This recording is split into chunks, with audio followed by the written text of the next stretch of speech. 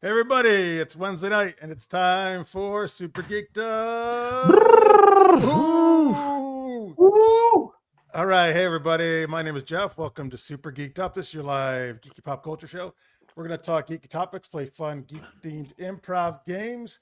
I'm joined as always by my co-host, Francis Fernandez. I am not a crook. I was like, are you doing a Nixon? You should say, but I am a geek. Nixon was not, No, but I am a geek You are. about stuff. Nixon probably wasn't a geek. Yeah. No. Anyway, we're very happy he's back as a guest. It is I meant to ask just before. Do you want me not to use your real name or just what do you want me to do? People know me. They can look me up on IMDb. I am JustMeDashV on social media, but if you're looking me up on IMDb or any of my project work, it's Chriss Vincelette. Yes, so Chris is here, Dash V. Welcome back. We're great to have you here. Hello. And if I happen to accidentally, if it looks at any point like I'm flipping you folks off, I did just recently have some surgery on my hand, so I cannot fully bend this middle finger. So just in advance, audience, and my wonderful hosts here, thank you for the invite. I'm not flipping you off. Good, that's fine. She says, hi, Dash V, Marcia says. Hey, What's Marcia. up, everyone? Hustle says, flip away. Okay, she's fine with it. It's this finger right here. It's this one. Oh yeah, I can see. Chaz, Pierre, Tammy, Michael, we're already in the chat. Thank you for watching, folks. Thank you for watching in post as well. We're gonna be talking spoofs, bad guys, playing Tangent Tales, super camera freeze. That's what it's called. Lots of geeky stuff for you. So yes, Marshall, let me tell you this. Where's Delaney? So Delaney Parker. What? Don't you recognize me? It's Delaney in disguise. Wow, imagine that. That would be awesome. I would have gotten away with it too if it hadn't been for those damn kids. Those meddling kids. those meddling chatters. Folks, so Delaney was amazing, obviously subbing in for Francis when he was out after his kidney replacement surgery. And the plan was always to go back to me and Francis. So that's what we're doing. But we love Delaney. We think she's amazing. I'm so grateful that she came in to sub in for Francis. She did great. And we're still going to have her on a bunch. I mean, even before this, she was a guest all the time. So we're still going to do that. I talked to her earlier today and I talked to her before. She's all cool. So I'm sure you'll miss her. But we'll go back to kind of what we were doing. And we're still going to have her on often, though. So it's not like you're not going to see her. All right. What a great disguise, Delaney. And big thanks to Delaney, obviously. That was really, I know Francis, I think, appreciates, obviously, her subbing in when he couldn't do it. Or not. Oh, we're all glad to have you back, Francis. We're all glad to have you back. Oh, thanks. Yeah. Yes, no, we are, of course, very glad to have Francis back. Disappointed you didn't come back with boobs, but because I always had them, so I didn't have to worry about that. All right, what's on your shirt, Francis? I don't know. I got it as a gift, so I mean, it's just a shirt. No, it's just a weird. Okay, it's not something. Yeah, it's just a shirt with some animal on it. I don't really know what it is, though. He's not trying to make a statement. No, I just didn't want to be topless. I mean, as much as the ratings would go up if I were just out here, chest akimbo. Akimbo, which is my stripper name. I was gonna say I don't know what that means, but I'm all for it. Akimbo, that's not quite just right. Akimbo. Right. I was like, is that the cop in Kindergarten Cop? I don't understand. Wait, Arnold? Detective John Kimball. Oh, John Kimball. John Kimball. Oh, Kimball, yeah. I forgot about that. Oh, that's a good callback. Mr. Kimball, yeah, good call. Yeah. All right, folks. So let's get to our first geeky question, which Francis has for us. Yeah, new star celebrity couple, Liam Neeson and Pamela Anderson, are starring in the new Naked Gun movie, which comes out this week. Of course, we want to know what's your favorite of the comedy spoofs. So I forgot. So Pam Anderson is in this movie? Yeah, she's the female lead. Oh, and they are actually apparently dating. So Whoa. In real life, Oh. Liam Neeson Yeah. and Pamela Anderson are dating? Yeah. Wow. Apparently. Wow. Yeah. That's Wow. mind-blowing. I did not know that at all. Incredible. The current theory is because she was trying to find another man who can compete with Tommy's assets. And Liam Neeson is fairly popularly known to have a very naked gun. So, yeah. I guess Oh, we'll just have to wait for the tape. I was Yeah, for the tape. oh, Yeah, I know, those on the- kinda- I was trying to figure out what you were doing at those kind of assets. I see. Mm. Why was Tommy Lee's? Oh well, there's the tape. I mean, I've never. Yeah, watched he was it. known for being. He has a big dick. Just say it. Yes. Yeah. So that's why you think Pamela Anderson went with Liam Neeson? No. I mean, I think they just hit it off on set. But I mean, Okay. but the funny thing, that's the funny rumor is that, oh well, they were waiting for someone to compete with Tommy. Okay. All right. Anyway, yes. Tell us your favorite spoofs. We've got anything Mel Brooks. Well, he's Mm. probably the king of spoofs, right? I actually just saw him.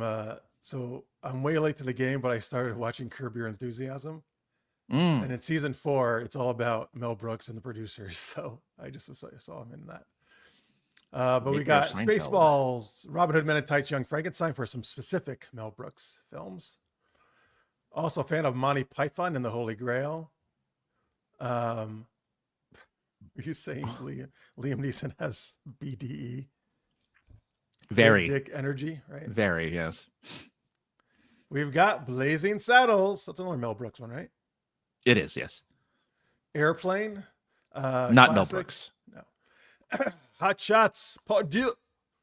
Don't Be a Menace to South Central while drinking your juice in the hood. Not another teen movie. Okay, let me. Chris, what about what's your favorite spoof? So I wanted to say Galaxy Quest. That's my choice too. Good choice. Yeah. You want to But- say it, or will you say actually? Yeah. Say Are you it? saying it, or can I claim it?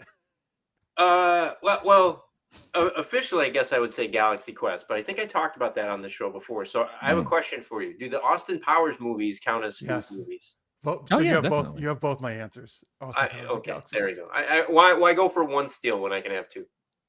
Right. Yeah. But no, the special. Just a quick aside on the Austin Powers one. My son, within the household, we didn't expose him to rated R movies until he was 18, and then I just like opened the floodgates, and so we watched Terminator, Austin Powers, like everything, right, all the things, and really enjoyed watching the Austin Powers movies with him. He was just like, I can see why Mom did not want me to watch this movie while I was still learning how to deal with women. Is that rated R? It's PG-13. No, it was PG-13, but there was such heavy innuendo that my wife put it in the R pile. Mm. Yeah, no, those are both great. Galaxy Quest is amazing. I just love it. It's such a nice, well, it's a great spoof, but also a nice, great ode to Star Trek, I think. And Austin Powers is super funny. Sigourney Weaver, right, in a comedy role, just was not expecting that at all. But she Yes. totally crushed it. Oh, Cats was great. Yeah. Chaz earlier before we started had said Mystery Man is a spoof of the host superhero genre. Yeah, host genre. I mean, that Spoof. counts. Yeah. Yeah. I mean, basically, like Scary Movie spoofs all of horror movies, pretty much, right? Yeah.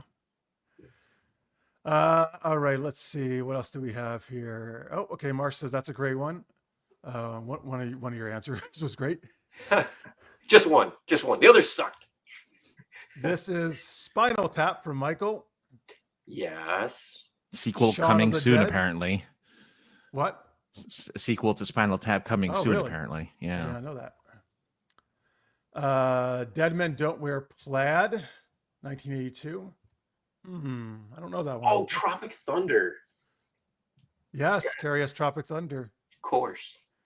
Okay, Marcia says both your answers were great. So there you go. Ah. Okay, thank you, Marsha. I appreciate it. So I'm with Chris. Galaxy Quest and Austin Powers. What about you, Francis?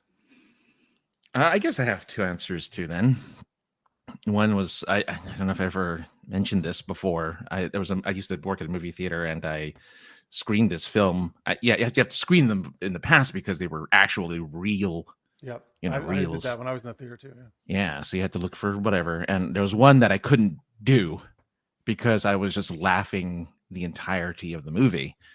And I don't know if I ever mentioned that in here. The movie that I saw that I just couldn't do. And my supervisor was in the projection booth shaking her head at me like I mean, not in a bad way. She thought it was really funny that I couldn't stop laughing. But I got none of my work done. And that is of course Kung Pao Enter the Fist. Oh God. Which is probably one of my all-time favorite comedies out there because it is the dumbest movie ever made, and I laughed my ass off the entire time. So you're saying you were laughing so uproariously that you could not make the notes on your. From moment one, I missed. There's a little circle on the top right of the film. If you watch Fight Club, they tell you about it, and it tells that's when you know a reel has changed. Yeah, I missed, I think, half of them. Even though there's only like 4, but like I missed half of those. I mean, I've done that. All you're supposed to do is no problem. So if it was going fine, you don't have to know anything. Yeah, but I might have missed an acid splice or like something. I could have missed anything. I could have missed a tear. I could have missed a bug splatter on the screen. I was just too busy laughing. So that's my first one. And the second one, just because it really surprised me, was a 21 Jump Street. Which I guess isn't really a parody, but it was like the new 21 Jump Street. I thought was really funny. Great. Super funny. Yeah. I was very, very happy with that movie. Very nice. I was so surprised that was going to be any good, given it was Channing Tatum and Jonah Hill. Ouch! What the hell? What's the diss of those two? They weren't popular at the time, though, mind you. Jonah Hill was, but I disagree Channing with wasn't. that. I disagree with that. I don't think Channing Tatum wasn't considered comedy. No, he wasn't considered comedy, but he was popular. Are you saying he wasn't about to make a name for himself? I don't know where that comes from. Francis is like, what is that? From Deadpool and Wolverine. Oh, when he's that's his Gambit accent. His really bad Gambit accent. You responded in pure Deadpool form though. What did he just say? Like what? Oh yeah. Oh man. Yes. No, but yes, what Channing Tatum did prove he has amazing comedic chops in that movie. He does. Yeah. Now he's going to be in freaking Doomsday. So Doomsday, as in like Superman? No, the Marvel Avengers Doomsday. Avengers movie. Doomsday. Oh, as Gambit. As Gambit. Yep. I wonder if he's going to tone down the accent. No. Well, I don't know. It's true. I don't know. I really hope he doesn't. It's going to be serious, right? I don't know if he'll ever get with Rogue. Then she'll never understand what he's saying, right? It's like, what's that sugar? That's what she likes about it. Maybe. Like, I'll just look at him. Yeah. I don't know what you said. Just keep your clothes off. Sticks. Hello, Sticks has Spy Hard. That's a fun movie. Another Leslie Nielsen film. Weird Al did the opening song to that. Who did? Weird Al did the opening song for Spy Hard. Oh, okay. We got Top Secret. That's another spy spoof. Yep. Is that Val Kilmer? Val Kilmer one. Yeah, I've actually seen some of this where he's like undercover as like an Elvis like singer or something, like a popular singer. The only joke I can remember from it, I haven't seen it. I've only seen clips, but there's one clip where he's crawling, like he's like doing the Marine crawl, and he stops in front of a set of boots, looks up, and there's no one in the boots. There's just 2 boots sitting there in the middle of like a field. So I mean, it's that kind of comedy, which is pretty good. Oh, hello, Edson Glute says, just pop in and give you all a like and subscribe. Hello, Chris. Hey, Edson, I know who you are. Thanks for tuning in. That's great. These are some cool guys. You should tune in even when I'm not here. Thanks, man. And thank you. Great. You have great glutes. Tammy understood it. So I actually haven't seen it, so I don't know if you understand him or not. But she understood Gambit. Oh, I understood Gambit. Gambit accent winner, Carrie says. Francis Poole. There you go, Francis Poole. There you go. Well, he has the same name from the first movie of the villain. Yeah, Ajax. Yeah. Team America World Police has another spoof from Carrie. Mm-hmm. Here's a good one. The Three Amigos and Rustler's Rhapsody. I don't know Rustler's Rhapsody. I know it's the Three Amigos. I know. Oh, and that's how they did it too, right? With the Spanish exclamation points. Is that how they did it, the actual title? Yeah, they did. Yeah, because it was in Mexico. That's where they went. We got The Adventures of Sherlock Holmes' Smarter Brother, a 1975 musical comedy with Gene Wilder. Interesting. Mm. That's quite a cast, actually, as I'm reading all these people. There apparently was a movie where Woody Allen played 007 in a version of Casino Royale. So, like a spoof of it? A spoof of it, yeah. Woody Allen? Woody Allen. Wow. It would have to be a spoof. There's no way he could. Yeah. What are you saying, Jeff? Even though the cousin or something of Sean Connery did like another Bond spoof too. Like he did like another like James Bond riff. And it's I don't know. I gotta look it up because I know it's either. Wait, Sean Connery's cousin did it? A spoof? Yeah, it wasn't. Yeah, it was like who is that? Barry Connery. Barry, yeah, Barry. I don't know. I'll look it up. This is your cousin. Remember your cousin, Barry Connolly. Oh, now his name changed from Connery to Connolly too. It's like Billy. It's like Billy Connolly, his cousin too. Exactly. Listen to this. Did in that spoof, did Woody Allen turn down all the Bond girls because he didn't adopt them as his daughter? No, because none of them were Asian. Oh, none of them were Asian. Oh, forget it. They're out. They're out for sure. I'm very proud of you, by the way. I was trying to figure out a way to work a joke like that in there, and I couldn't. I was working. I had to do it because I think it's so. You had to. Monstrous. You got okay. it. So so the Woody Allen one, is Casino Royale. But wait, does he play James Bond? It's actually called Casino Royale, the same name. Oh, Peter Sellers just plays James Bond. He plays Jimmy Bond. Who, Woody Allen? Woody Allen is Jimmy Bond, and Peter Sellers like his brother, his cousin, or something. I don't know. Okay. It's just Bond's nephew and head of SMERSH, which is the enemy. There's the evil organization SMERSH. That's actually taken. Gotcha. Are they trying to thwart the evil Papa Schmersh? Yes. Francis played Papa Smurf last week on the show, so he could be the leader of it. My goodness. He could be the Papa Schmersh, the leader. Yeah. Very, very, very versatile. Let's see. We got another vote for Young Frankenstein. All right. But Jimmy Bond, huh? Yeah. Jimmy Bond, nephew of James Bond. You call it Jimmy Bond. No, yeah. So I guess the nephew was named after him, though, probably then, right? Yeah, because there was that one cartoon called James Bond Jr. where he was the nephew of James Bond, but he's called Junior for some reason. Even though he's not his son. No. Okay. Actually, that would be hilarious if someone it was a nephew and they're just like, we're just going to add Junior to your name, even though you're not named after your father. Oh, I'm sorry. It was the brother of Sean Connery. The name of the movie was called, of course, OK Connery, where he does play a spoof of James Bond in the movie. OK Connery. OK Connery. What's his name? It's not Barry, right? No, let me look it up. Let's see. Is that right? Let's see. OK Connery. The spy-fi plot involves a brother of the British spy James Bond, played by Neil Connery, the actual brother of Sean Connery, and his name is Neil Connery's name is Dr. Neil Connery, brother of James Bond. In the movie, his character is Dr. Neil Connery? Apparently, that's his name in the movie, is Dr. Neil Connery. It's his name, but with doctor in the front of it. Okay. So the only difference is he's playing a doctor, but he's not really a doctor. Yeah. All right. There you go, folks. There were some very interesting spoofs about James Bond information. By the way, Marcia says about Channing Tatum, I don't care if I can understand him. He's hot. He could speak gibberish for all I care. I mean, hey, look, I saw the what was the movie where he was a dancer? Magic Mike. I saw the Magic Mike films. I was going to say Deadpool and Wolverine. That too. But Magic Mike, he knows how to dance. It does.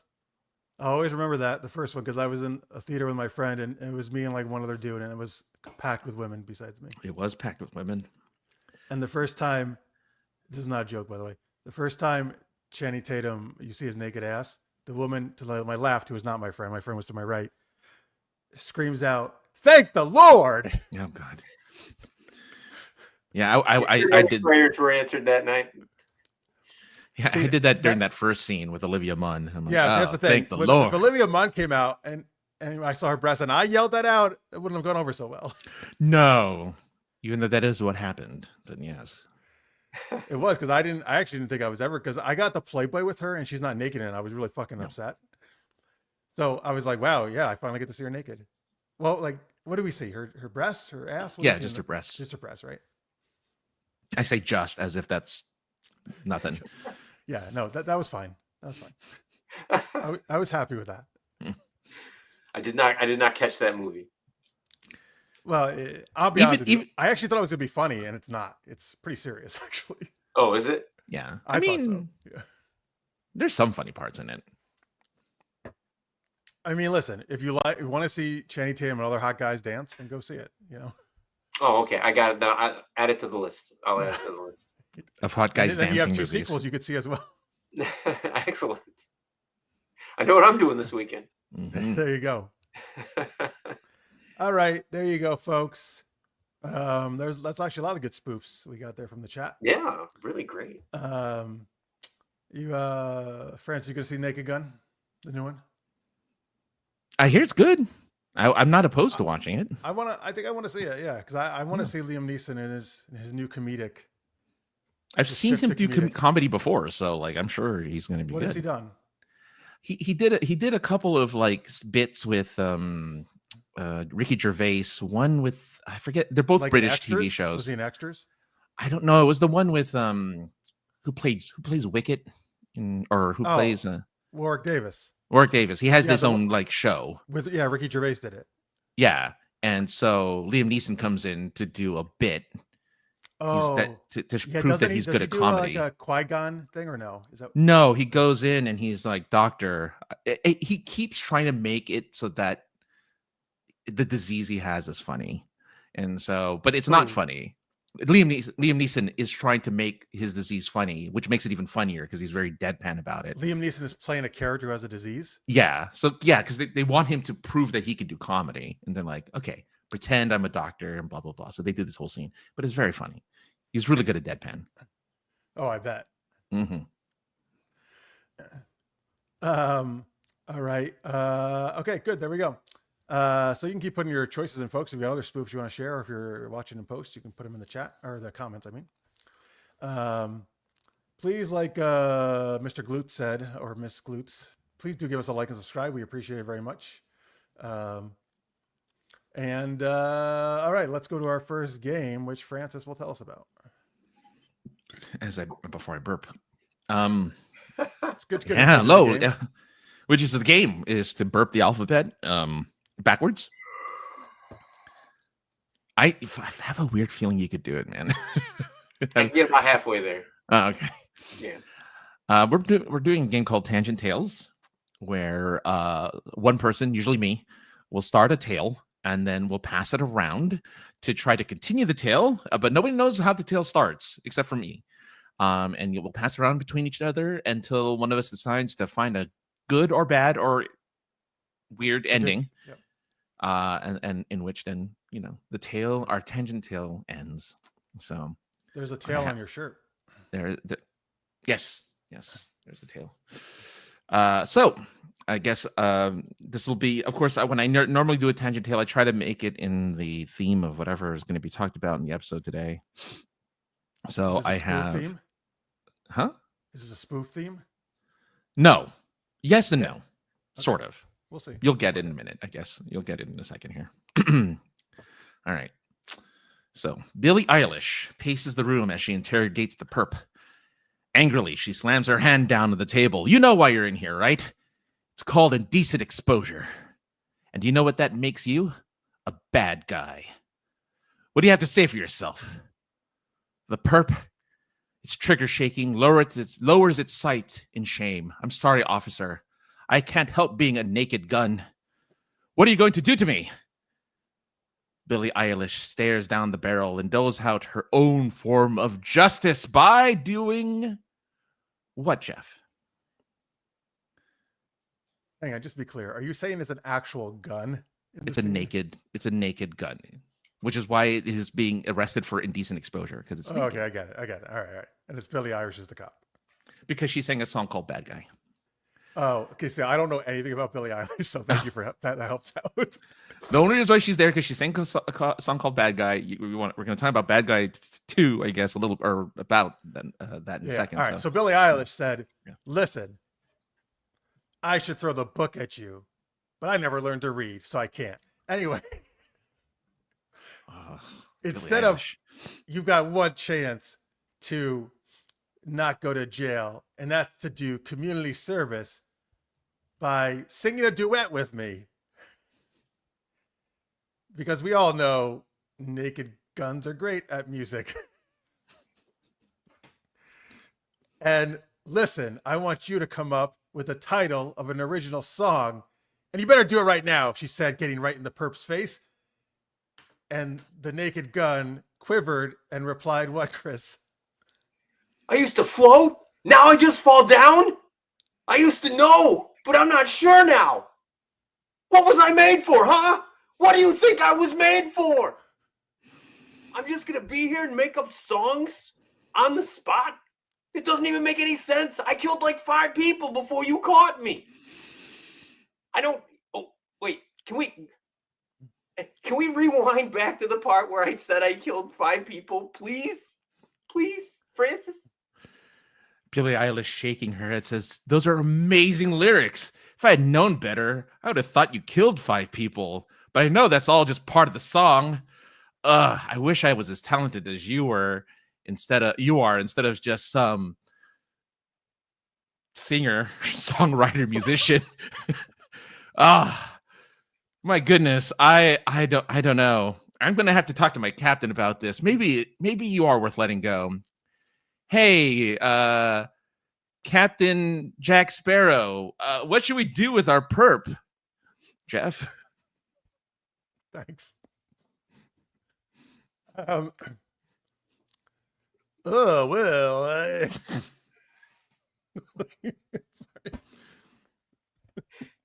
mean, it is drunk. Very drunk. Oh, yeah, I think we should take him and get the Black Pearl back, right? That's like it can shoot and stuff, right? That naked gun.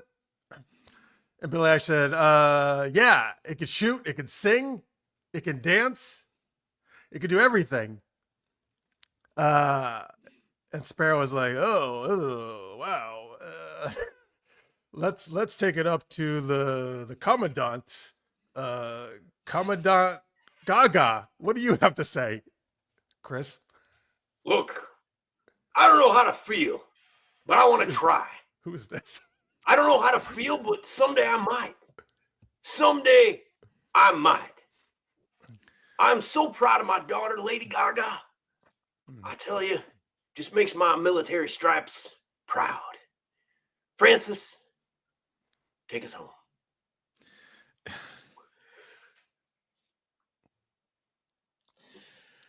Well, if there's anything I could tell from both you, Billie Eilish, and the Naked Gun, is that I can definitely see a good romance budding from this relationship that you guys have found in music and dancing and lyrics from other Billie Eilish songs, apparently.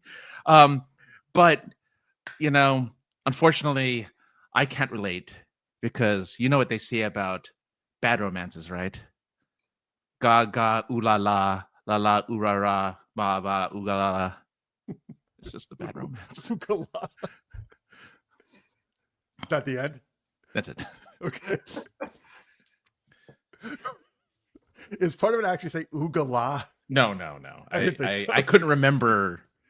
You got most of it. Yeah. I think it's supposed to go, ooh, goulash. Yes. Yes. Right. They toward the very end, they spot some goulash and they just... Well, because she likes to wear the meat dress. So, yeah. So Lady goulash. Gaga's love of goulash. Exactly. Was that... So, wait, Dash, was that actual, like, Billie Eilish lyrics you were looking up reading? Is that what? Yeah, those I had were? the lyrics for something. What am I made for? Up to the right of my screen. Okay. So, Is there really something about shooting people in that? no, I made You like added I was that? Okay. confessing to the crime, Okay, all right. but like accidentally slipped. Billie Eilish lyrics for the win. Carrie said, "Yo ho ho, yo ho ho, and a bottle of rum. Go grab that naked gun." Oh, that's a good rhyme. Oh, that would have been good. Yeah. Yeah. The second you reference bad guy, I had a feeling Jeff would be like, "What does that mean?" Confusion. It's like a confused look. Oh, because that's the name of her song. That's the name of her song. Yeah. Yeah. Billie Eilish has a song called. I thought you were just referencing our theme later for the show. No. I mean, it happened. I picked Billie Eilish because of that theme, because she did sing the song "Bad Guy." It's all connected. Yeah, it's all connected. Is it about a bad guy that she used to date? No, it's a relationship song. I mean, it is what it is. Yeah, so it's someone she doesn't Oh, I like, guess right? so. I thought you meant like bad guys and like some kind of crook. Or something. No, like a bad romance that like Gaga. Yeah. I So think are so. you I a don't big remember fan all of the Billie lyrics. Eilish then? I like Billie Eilish enough, I guess. I don't really know enough about her to have an opinion. She's one way or the you know, she's still popular. She went to Ireland. I know that much. other. Does that mean she's? Well, wait, is she British or American? She's American, but I believe she has Irish. She was born in like California, but like she has like Irish ancestry or whatever. I just That know that means she's popular. That means She's she's popular popular. because she went to Ireland. That too. All right. Is UHF? Oh, is that a spoof? Is that another spoof choice here? I mean, that's Weird Weird Al Al's TV movie. That came out at the same time as Jurassic Park, I think. Did it really? No, it didn't really. It did. That's what he attributes to it tanking so hard, because they literally released on the same week as Jurassic Park. Oh, And he goes, that would fucking do it. What? That's like the worst possible time to. I wonder if they were like, this stupid movie about dinosaurs will never work. Like released at the same week. What is that a spoof of though? Is it like a VHF or something? Spoof? No, there was a UHF channel. There were UHF yeah, channels. no, it was just. I mean, it Oh, was there just. were. I forgot. Oh, I guess I do have a different favorite parody then, I guess, if you'll indulge me. Like Weird, the Al Yankovic story on the Roku channel. That's a good one. That was Daniel hilarious. Radcliffe. The parody of his life. That was great. I still want to see that. Yeah, that looks fun. By the way, he confirmed in his concert in Raleigh 3 days ago, the Bigger, Weirder, that kind of thing. He confirmed that that movie is 100% accurate. He did actually die. Oh, well, that makes sense. Yeah. Wait, does that mean then JCVD is also a parody? You mean which one? JCVD or Jean-Claude Van No, the Damme? movie. Yeah, the movie that Jean-Claude Van Damme was in about him like a version of him. I think that there's two different ones. The one I like is called Jean-Claude Van Johnson, which is the Amazon. Oh, maybe series. that's the one I'm thinking of. The Amazon series is where he parodies himself. JCVD is actually another thing though about him. Oh, okay. Maybe that's the one I'm thinking of. The Van Johnson. Jean-Claude one. Van Johnson, I think is what you're thinking of. That could probably be considered a spoof. Yeah. The Roku channel is free, Pierre. Yep. It is. Yep. Also, I guess as long as we're on actors riffing on themselves, The Unbearable Weight of Massive Talent was another. That was my favorite movie a couple years ago. Oh my god. I didn't expect much from that. Like I saw the trailer and I'm like, shut my brain off. Maybe I'll get a few laughs. I was rolling with laughter nearly the entire movie. You were like almost like Francis with Kung Pao. I was. Yeah, well, yeah. I love that movie. Like Nicolas Cage was so funny spoofing himself, and Pedro Pascal was amazing in it as well. It's grotesque. I'll give you $10,000.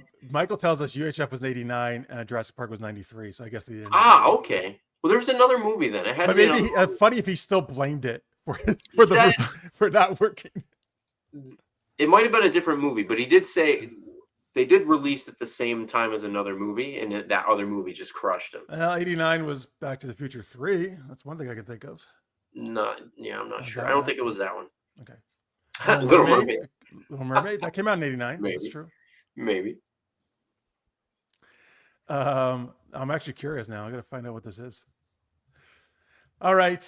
That was Tangent Tales, folks. I did not expect Billie Eilish to make an appearance on the show. Well, now we know what she was made for. She was made to make an appearance on the show. That's right. So here are the movies that came out around UHF. Indiana Jones and the Last Crusade. That was Ghostbusters 2. Honey, I Shrunk the Kids. Lethal Weapons 2. Batman. License to Kill. Dead Poet Society. When Harry Met Sally. Do the Right Thing. And Weekend at Bernie's. Which one came out the same weekend? Did you Let's have that see. information? Because it gave all of those movies, but apparently they came all around. I mean, it could have been any of those. Nearly any one of those by itself could have knocked him out. Exactly. Yeah. So I'll have to do more research, but those are all the movies that came out right around that same time. So all right. Well, yeah. I have a feeling it's probably the Indiana Jones one, but because it was something probably. I feel like that. I think that was the biggest that year. Yeah. I think. Yeah. By the way, folks, we have a fun poll going on in our YouTube live chat like we always do. Once again, I'm going to thank my buddy DeepSeek AI, which gave me these fun choices in the chat. What's the best fake spoof title? This is your choices. Captain America, Civil Waffle. Aquaman 3, Pool Party Panic. Lord of the Fries, The Two Onion Rings. And Harry Potter and the Chamber of Secret Naps. There you go. The leader right now is Aquaman, actually. Aquaman is leading. All right. With Lord of the Fries and Captain America second. You can vote to the end of the show. We'll see who wins. All right. Find out any more information there, Francis? If not, we'll I'm almost there. All right, that's fine. We got to Chris to talk to. Oh, Batman and Ghostbusters 2 opened that weekend too. There we go. Yeah, if there were going to be two movies that would well, I'm surprised Batman and Ghostbusters 2 even. I'm surprised they were the same weekend. Wow. I think Batman probably won. Any one of those would have crushed them, but both of them, game over. I remember being so I was in junior high at the time. I was so excited for the Batman. I bought all these Batman shirts because they were all out at the time because the movie was coming. I was super excited. I bought the album, the Prince album for Batman, soundtrack. 130 million opening weekend Batman. 30 million? 130 million opening weekend. 130? It says this. Oh no, gross. I'm sorry, that's gross. Oh, gross. Okay. Sorry. Like that's insane for back then. Yeah, I was gonna say that was huge. Movies didn't. Yeah, they're not. They didn't do what we think about. If it made over 100, it was amazing back then. Total of the whole run. All right, cool. All right, let's talk to. She was 37 days old at the time. Okay, cool. So what's your excuse for not being there, huh? Why didn't you support? Yeah, you hate Batman or something? You don't like busting ghosts? All right. Let's we're gonna do some questions about villains and bad guys. We're gonna do Super Camera Freeze game. But was taking, this is probably true. She was taking a nap. Yeah. Hopefully you were. Judges would have also accepted you were too busy drinking. Yep. Or eating peas or something. Drank so much you threw up all over yourself. Or pooping. Or pooping. Yep. Good reason not to go to the movies if you're just pooping. That is actually. Mm. I mean, that's not fun, right? It's not fun for the person pooping or for the people around them. I mean, it's fun for the people pooping. Okay, wait a minute. Well, you're saying it's fun to poop your own pants? Oh no! I mean, just the act. No, the act itself. No. But if you're in the theater, that means like you're pooping your pants. Oh, well, okay. Then no. Yeah, no, not that. I was just gonna say, logistically and legally, it's less problematic than pooping someone else's pants. Don't ask me how I know. Is Jodie Benson she must be the voice actress for Ariel, the Little Mermaid? I guess. Yeah. I'm gonna guess. Yeah, I think that's right. All right. Sorry, what you were talking about, the logistics of pooping? Is that what you were saying? Just saying, logistically and legally, it's better if you poop your own pants than if you poop someone else's. Oh. Yes, that's true. I mean, because first off, you would have to steal their pants and then poop in them. Yeah. First, you have to steal their pants. That's a good trick though if they're wearing them to steal their pants. Maybe they're so into the movie they didn't notice that their pants were What happened to my missing. pants? Taking a dump in your pants could cause a big smell. Yeah, well, yes. I would say it not just can, it will. Yeah, that is a true thing that can happen. If it doesn't cause a big smell, I would actually say like, wow, you have some very magical poop.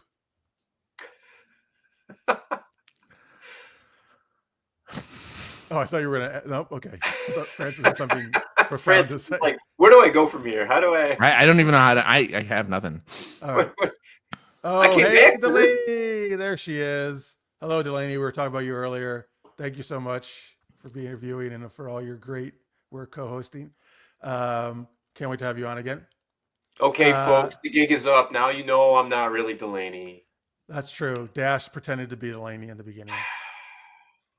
But well, that's not true. You could be secret. We can't see your hands. You could be chatting, pretending in the chat as well. It's true. It's very true. There you go. Marsha's very happy. Of course, she comes in during the poop talk. Oh, right, because that's actually a running joke. I would say I have to go to the bathroom, and then they would say, "Oh," and I would say, "Delaney, talk about your books," and they would say, "Like, oh, he goes take a big crap whenever you talk about your books."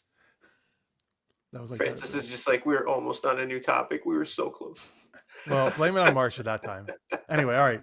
Marsha. Speaking of shit, let's talk about Chris's new project. My goodness. Just kidding. Oh, I couldn't not do it. I'm sure I deserve that for something. We can go in the back. No, actually, Chris called me up yesterday. I actually did a phone call. That was weird because I don't usually talk to people on the phone much anymore. I don't usually pick up when it's him on the caller ID, but this time, no. I don't know. I was feeling frisky. Well, I don't pick up actually because I always have my phone on silent because I hate phones making notification sounds. I hear you. I'm with you there. Anyway, no, actually, Chris was telling me about what he's working on. I actually find it very fascinating and interesting. So there it is. Jeff going to the crappers per usual. All right, I really am trying to get off the poop talk. Anyway, so you want to start with what you were telling me about last night? Yeah, absolutely. So I think maybe about 2 people in the chat total. Old friends from Albany probably remember This Is Not a Vlog, which is a show I did about 12 years ago now. It was basically just a little 7-episode thing. Each episode was about anywhere from 2 to 10 minutes. And it basically told the story to people about, hey, guess what? I'm moving to California. And a lot of people thought, oh, haha, that's funny. And then I actually moved to California and they're like, where'd you go? I'm like, did you see the comedy spoof of my life? And they're like, so you started. Did you, when you did that, did you know you were going to California at the time? Yeah. So, and so I shot a lot of candid video, like inside airports and planes and different hotels that I was staying in at the time because I was switching jobs in people's bathrooms. But while they were pooping. Exactly, stealing their pants, that kind of thing. But yeah, I went to California, and during that 10-year period, like I think I made only like a couple indie films, and then just I'm so sorry to interrupt you 1 second. Yeah, go ahead. Craig just joined us from the UK because it's the middle of the night, so he's probably going back to sleep. Just a quick message, sending love from the UK. Tried to do a super chat, but got an error. Curse that super chat. Thank you, Craig, though. We really appreciate you trying to do that. They do that too. I've tried to send them through before and they've done errors. Have a great, oh yeah, you have. That's right. Have a great show and we'll catch you guys again. Great spoof film, Spaceballs, scary movie too. Don't forget, talk about your stuff. SGU, plug your merch. Thank you, Craig. You rock. Spaceballs is a great one. I almost picked Spaceballs as one of my favorite spoofs. I'm actually shocked Francis didn't. It's one of his favorite films. Yeah, but I mean, I didn't laugh in a movie theater the entire time. And I don't know why I didn't think of it as a spoof. Well, no, I know I didn't say anything because someone had picked already all the Mel Brooks stuff. So I'm like, oh, I'll just. That's true. Marsha did. Yeah. All right. I'm sorry.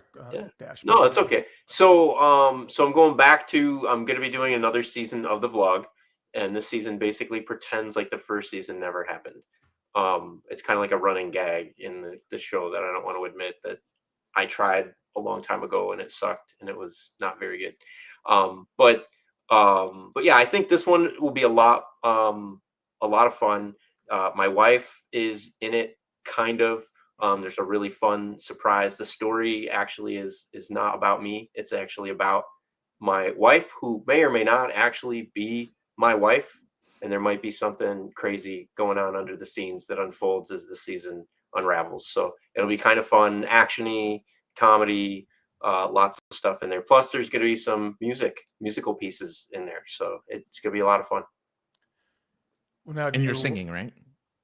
I actually will be singing in one of the episodes. Yes. Oh, So I'll be doing a duet actually with not Lisa. do you want to talk about the not Lisa that you were telling me about yesterday? Absolutely, absolutely. So the role of Lisa will be played actually by an AI avatar, a character that I've created called Ariel Star.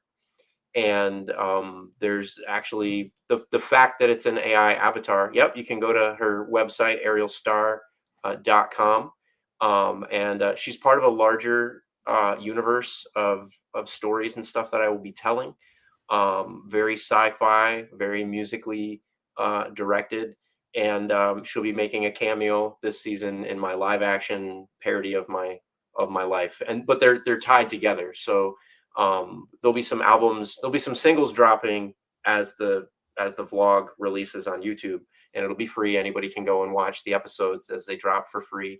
The single will also be free. Anybody that signs up, if you subscribe for the newsletter, anybody that's here that subscribes you'll get a single for free when it is released. So and then there'll be albums that will drop that kind of tell the story of who she is, where she's from, and what's going on in the place that she's from. So it's gonna be a lot of fun. So I can't wait for you guys and girls to see it. So hang on, sorry, let me get this unshare for a second. So this is very interesting because basically you've created, I mean, they actually did years ago a movie about this. I forget who it was. Pacino, was he in? I don't know. Anyway, so some producer like created this AI actress and put her in the film and no one knew. Although Oh, wow. you're being I'm very, being very, yeah. yes. I know people feel a kind of way about it. I do have. There's going to be music videos for like what happens in her universe. There's going to be music videos for, and those music videos are going to be almost completely. Um, the clips themselves will be generated through AI, but all the editing, a lot of the visual effects work and things like that, all the compositing and orchestration of the shots will be. I'll be using traditional tools like DaVinci. I'll be editing music in a DAW like Reaper and things like that. So there's still a heavy human element to it. All the lyrics to all the songs that the AI sings are. I wrote all the lyrics. I've written about 38 songs so far across 8 albums. So that they have not dropped yet, but they'll start dropping, and they'll drop in a particular sequence. So you can think of each album like a book, and you could think of each track in the album like a chapter of said book. And so a particular album will tell a segment of a story. And This Is Not a Vlog will be a live action kind of, almost like if you folks saw Strange New Worlds, when they had that one episode where the animated characters Yep. from the lower decks had crossed over into the live action world there, and it kind of took the vibe and the tone a little bit of Lower Decks. I'm doing a very similar thing right now with Ariel's story. She'll have a tangent story that takes place in my world, and before she goes back to where she came from. So, but it's a way to kind of ease people, into it, to see a live action, an appearing to be live action character shot for shot with me sharing some of the sets and set pieces and things like that. Plus, just, me, I'm big into VFX. So literally it turns every shot that she's in becomes a VFX shot. So I love the planning, the challenge of it. Like, how do you make this, how do we both interact with the same object? Can it be a physical object? Is it an animated object? If it's animated, how does it look real when I interact with it? If it's if it's real, how in the world do I get an animated character to interact with it in a way that looks appropriate for the animated character? I love those kind of challenges. So I guess I'm just made to make my life harder on myself than it has to be. For anybody who doesn't know, Chriss, I did a web series called Super Knocked Up back in the day. Chris did a lot of the visual effects for it. He did a bunch of the editing, also the cinematography. So he's a veteran filmmaker and visual effects artist and all that stuff. So he knows his shit. Yeah. Um, And very, I'm doing this full time now, actually. So yes, you told me that yesterday. Congrats, man. yeah, That's fantastic. I'm not retired, but I took a step away from my 9 to 5 work. And so I can, the way I tell it to people is I'm self-employed this year in kind of working toward my own creative endeavors. And so we'll see how that goes. Along the lines, if folks want to learn about AI and stuff like that, I'll be on platforms like Chatter. In fact, I'm doing a room tomorrow on Chatter from 9 a.m. to 10 a.m. Just a 1 hour section talking about AI and how people can use it, comparing different platforms to each other, answering questions. So my goal is during this sabbatical is I'm learning how to take AI and use it in a way that amplifies but doesn't replace my creative voice. I'm going to share what I'm learning with anyone else that wants to kind of learn along with me. That's kind of doesn't know how to feel about AI or where to start. Oh, that's awesome. Yeah. I don't know. I find it, I guess, very fascinating because the aerial star is, so it's like you're kind of building it, I feel like, right, as a virtual brand. I think that's how you were telling me Yeah. yesterday. So she's Yeah. going to be like a singer, an actress, right? It's like this Yep. whole thing, which I feel, I don't know. I mean, like, I think that's very ambitious and awesome, though, and a really Yeah. cool idea. Um, Francis, what's the name of the popular Japanese, that singer, that virtual singer? Hatsune Miku? Yeah, how is this similar to that, or is it like a totally different thing? Sort of. She's a Vocaloid. So what they do is, I believe the singer is real, but the person singing on stage is computer generated, or yeah, it's Right. computer generated, and they dance on stage, kind of like the Tupac thing that they did for Coachella. It's just a figure on stage dancing. It's also kind of like what do you call it, the Gorillas. You know, they're a cartoon artists, but with real musicians backing their vocals. But they're cartoon characters that sing on stage. Okay. So yeah. In this case, though, her voice will be AI generated as right. The voice is AI, and right now the instrumentation is AI. All the lyrics I write from scratch, all the pieces. In fact, the platform that I use is Refusion. Anybody can go there and you can create a free account and you can start creating music. You can do something like you could just give it a prompt and explain to it a situation, and it will generate literally everything for you. Sometimes I'll do that if it's like my son's been out too late with the car and I'm frustrated, and I'll be like, create me a screamo punk pop song about where the hell's my car. And that actually I found to be a very fun way of dealing with how I feel about things, because then I Do, can do just you listen play to the the song song. for your son then when he comes back? Oh, and he hates it. Yeah, like, but I absolutely have done that. In fact, oddly, people love that song more than some of the other songs that I've written. But in terms of telling Ariel's story and everything, that's all completely. I write every single piece of the lyrics, even all the, like, if there's an echo or a chorus or something when the solo kicks in, I kind of format the structure that I want, of the flow that I want the music to have, and verse and solo and bridge and stuff, and then I have all the words there, and then I go through Refusion and kind of iterate on the actual sound of it to make sure it has the right emotion, the right tempo, that the beats hit at the right part. And so the idea is that if you were to watch the collection of music videos that are paired to songs in that album, you might only need to watch 2 music videos and you get the whole story of what happens in that album. But if you don't see any of the music videos, you could just listen to the whole 5 or 6 song album and you get the whole story too. But there will be things in the music video that weren't able to be conveyed in the music, and there'll be things in the music that you have to listen to it a couple times to go, oh, I thought it was saying this, but maybe it's actually saying that. Because I do things like each album will reference other albums and other works and stuff. So there will be some hooks in there sometimes that you'll hear the whole album and you'll be like, why did they mention this? And then an album will drop and you'll understand what that hook was actually referring to. Folks, this is his link tree, JustMeDashV there, where you can get links to actually a lot of the stuff he was just talking about, and his YouTube and all that stuff. And there's Refusion right there. You can link to that. He was showing me that yesterday, actually. Yeah. And Pierre Kelly actually nails it. You know, music videos back when they were a work of art. Like I'm really hoping that when people see the music videos, I hope that those actually give people a new perspective on AI, because I think there are some folks that feel a kind of way about it, and I'm not here to try to convince those people or to tell them how to think, but I've put a lot of work into, I call it Project Star. This is everything that I've written. This is over 300 pages worth of story canon that I've written, half of it in the form of music and lyric sheets. So basically think of Hamilton only if Hamilton was a sci-fi rock opera. So that's kind of what I'm going for with I would like Project Hamilton to be a Star. sci-fi rock opera, actually.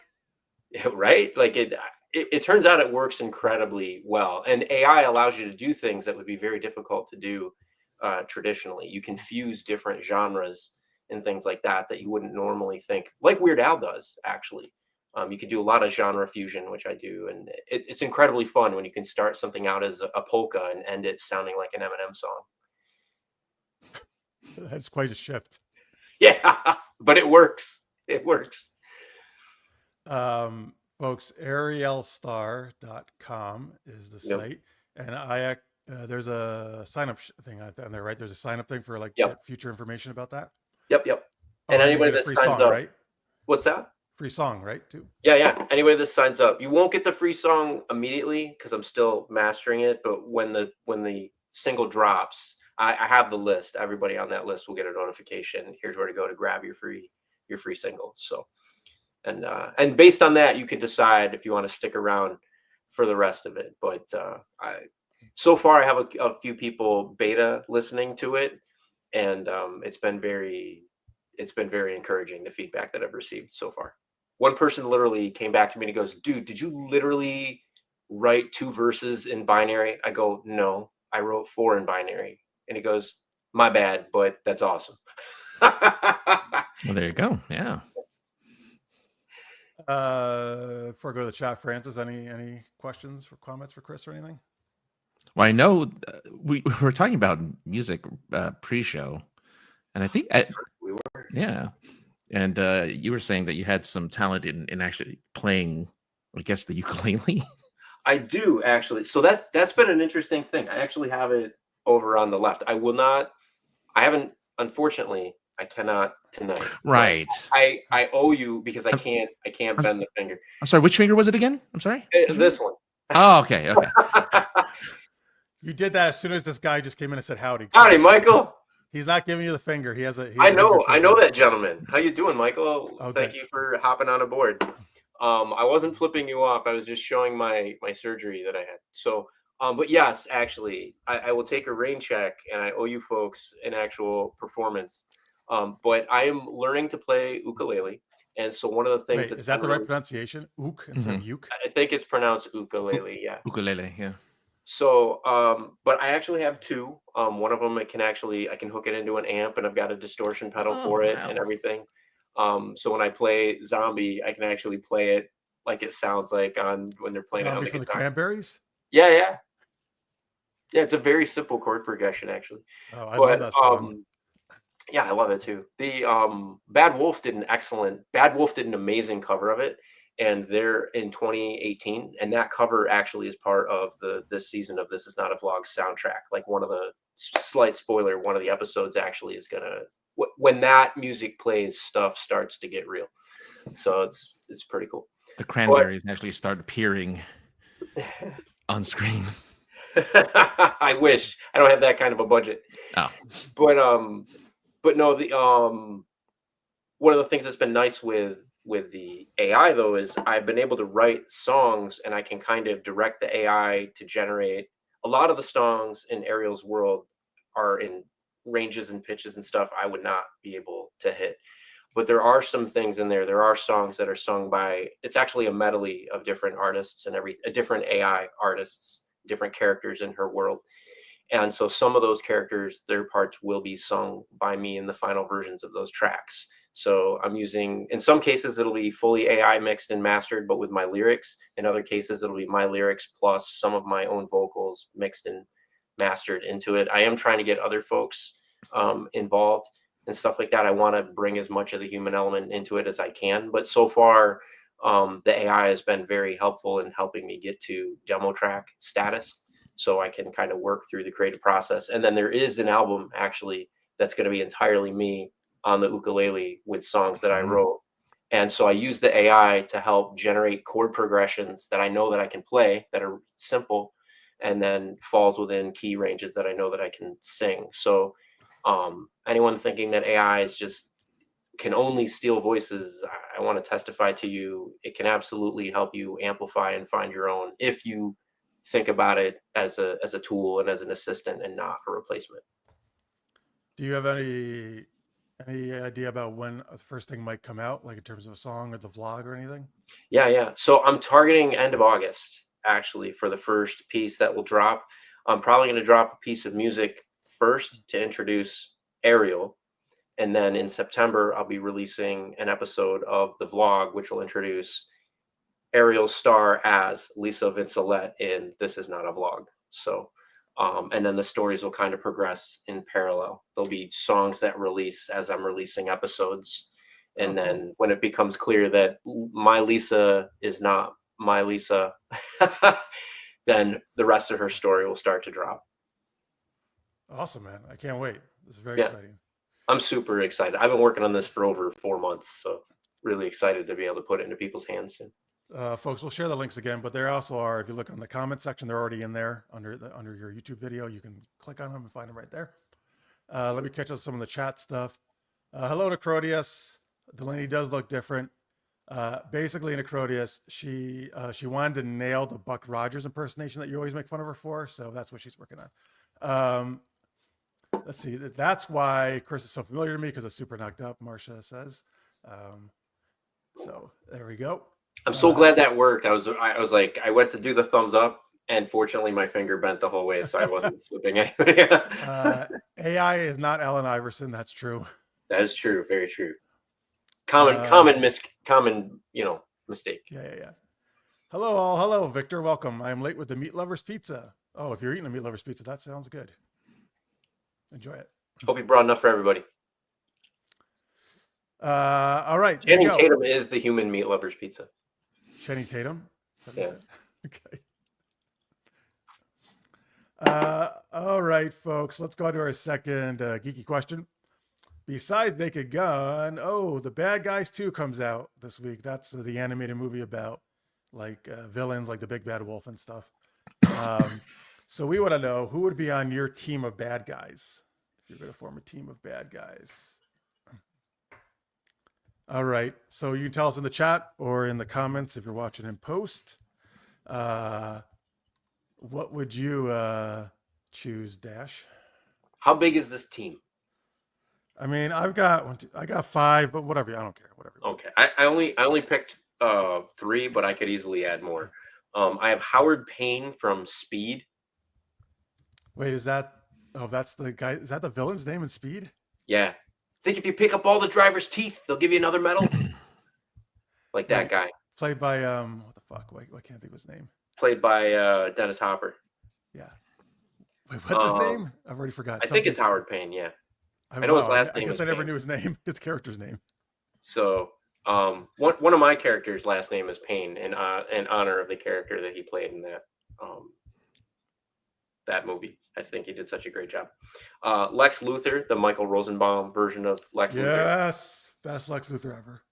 Absolutely, 100%. And then Sylar, Gabriel Gray from the villain in Heroes. Yes, that's a good choice too. So he would always. So that was my 3-person team. But if you had to twist my arm, I'd also add Jean-Baptiste Emmanuel Zorg. Oh, Fifth Element. Yeah, from the Fifth Element. And then yep.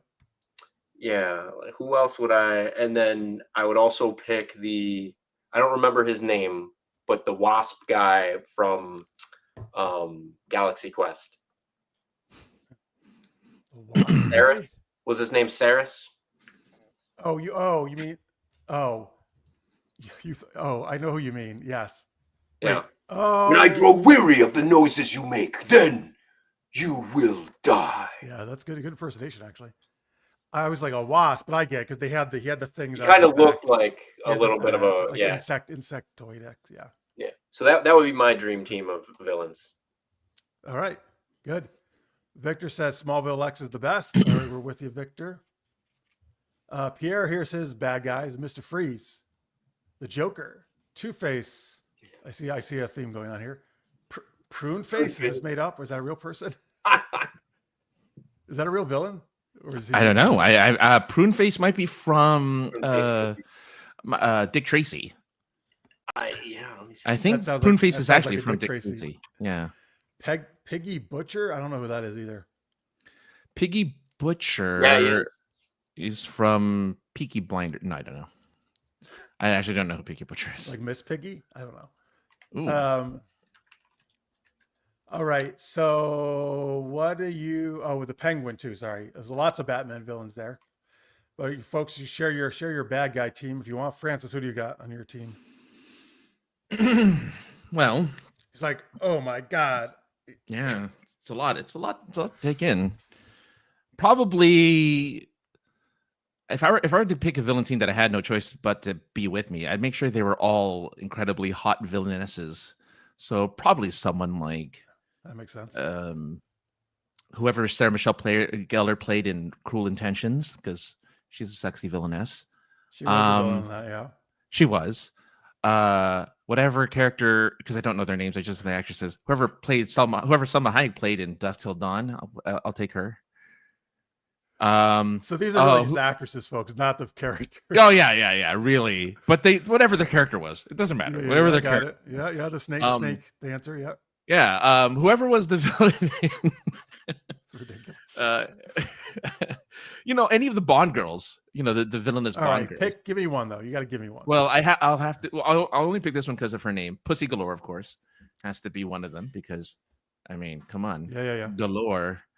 I just I thought you mean, liked I cats. can't pick. I kind of feel weird picking this, but I mean, she played him. I played her, so of course, Margot Robbie is Harley Quinn. Gotta pick that. I think that's pretty good. That's 5. I think 4 or 5. Yeah. I was trying to think And of like 2 of more. them you actually knew the character names. Yeah, only 2 of them. Just nothing. Marcia's going in hard. We got Darth Vader, Thanos, Kilgrave, the Master, and Kingpin. Yeah. Yeah, it's good. Which version of the Master, Marcia? That's from Doctor Who, folks, if you don't know. Let's see, Missy. Pierre also says Wendigo from X-Men, the White Queen also from X-Men. Good. I mean, who's usually the Emma villain? Frost. Emma Frost, yeah.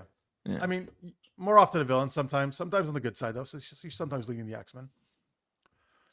Tennant's Master. Nice Okay, pick. I think that was the darkest one, honestly. That was the most bloodlusty one, I think.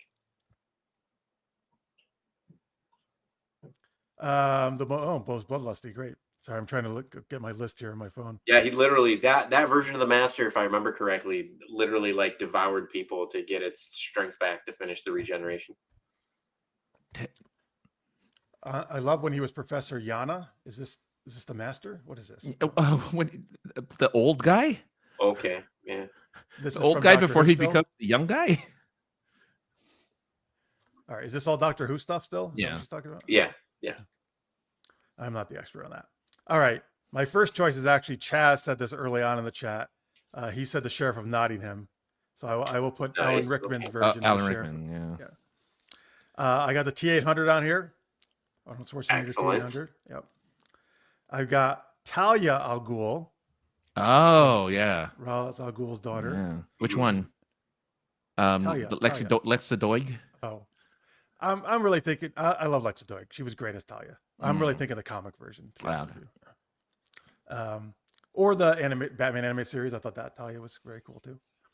I got Skeletor because I had to have one ridiculously sounding voiced guy on the team. Yeah, not the And- guy from Master of the Universe. Oh. I actually think he was fine for that. No, but he didn't have the version of it. voice. I meant voice wise. He didn't have Oh. the voice. Yeah. He's not as like the cartoon did, of course, but he still had a weird voice. I still feel sort of. Yeah. I mean, there's no way they're ever going to do the cartoon voice. In a live action. No. I mean, maybe for the new one. He-Man. I mean, it's menacing. Very menacing. And my last one is here.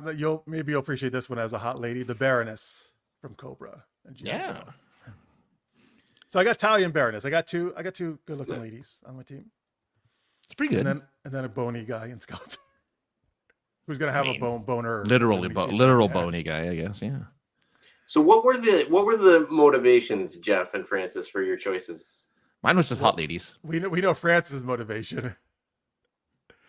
If I'm the evil mastermind and all my sexy evil villainesses, then there you go. Well, because you think the evil mastermind, you think you're going to be able to get with them. That's your plan, right? Oh no, I don't think I'm gonna get with them, but at least I have some eye candy while we do evil right. crimes, I like see. jaywalking and littering. I think you can eventually get with at least one of them. What's wrong with walking with Jay? What's I wrong with believe that? it. I know. Oh, sorry. Sorry, Jay. My what was my reasoning? Yeah. My reasoning was you came on the pre-show and I was like, shit, I gotta complete my list. And I threw down a bunch of characters. urgency. Right. Yeah.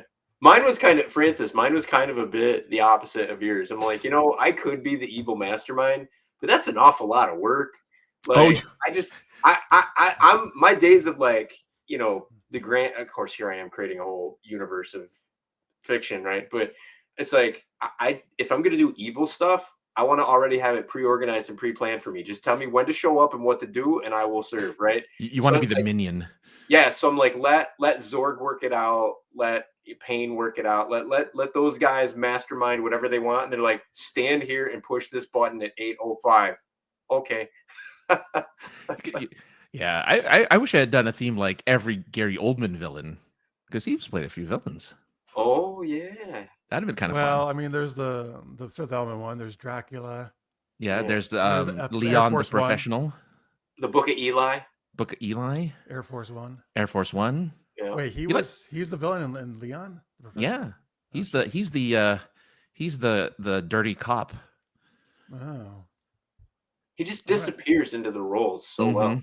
He's amazing. I refuse to say everyone without saying it how he says it.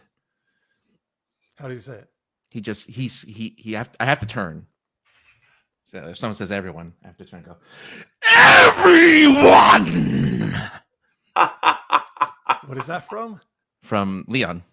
Oh. Because he's just like because he takes like a pill. I don't know what it is, but he takes like this drug every time he's out, and he just goes crazy. But there's that one scene where he just turns slowly and goes, everyone. I mean, I already screamed it, but yeah. Yeah. All right. Well, guess good news, folks. We got Francis to do an impersonation. So maybe he'll screaming is not an impersonation. No, but screaming is hurting my throat. You did it as he did it. Yeah. Well, yeah, but I didn't do it in his voice, which is harder. I don't know. I feel like you kind of did. Do you know what he sounded? Do you hear what he sounded like? I don't know. Okay. My favorite of his though is from Fifth Element. I am very disappointed. That's a great. It's like he refuses to play British. He's just like, I need a role that's just not my normal accent. No, in Harry Potter he is. Yeah. Oh well, yeah, but he's playing serious though. Yeah. In that one. He was supposedly just completely messing around when he did that voice. Like he practiced it and threw it out there, but he did it deliberately over the top, expecting for Fifth Element to voice. To rein him in some way. And he goes, "Nah, just do that the whole thing." And he's like, "Oh, okay." He's like, "Oh shit." Yeah, it was one of those. Be careful what you put out into the universe. I can't imagine it different. Gary as Dr. Smith in Lost in Space was good as well as a bad guy. I guess. Oh. You mean, right? I don't know enough about Lost in Space. So the Netflix show, right? Well, I mean, I don't know if he means the original or the newer one. I'm not sure. I think it was the Netflix, the new Netflix one. Okay, I had to make sure. I'm sorry, Sir Gary Oldman. I forgot he was knighted. As well he should be. Mm-hmm. He was brilliant in that. Which movie, Marcia? We've talked about so many. In all of them. You're right. I can't think of a movie where he wasn't brilliant. He is brilliant in all of them, so it could apply to anything. It's fine. Yeah, he's never really given a bad performance.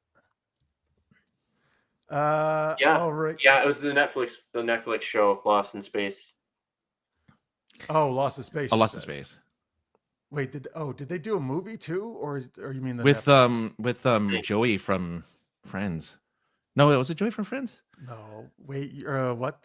I can't think of his name now. But I know what you Lost mean. in Space movie. Yeah, there's a Lost in Space movie. There's a movie. I'm trying to figure out if it was the show or the movie. Yeah, it's with Gary Oldman, but also Matt LeBlanc is one of the The early 2000 movie Lost in Space. Oh, they're both Yeah, in it it. was it was the film, the 1990s film.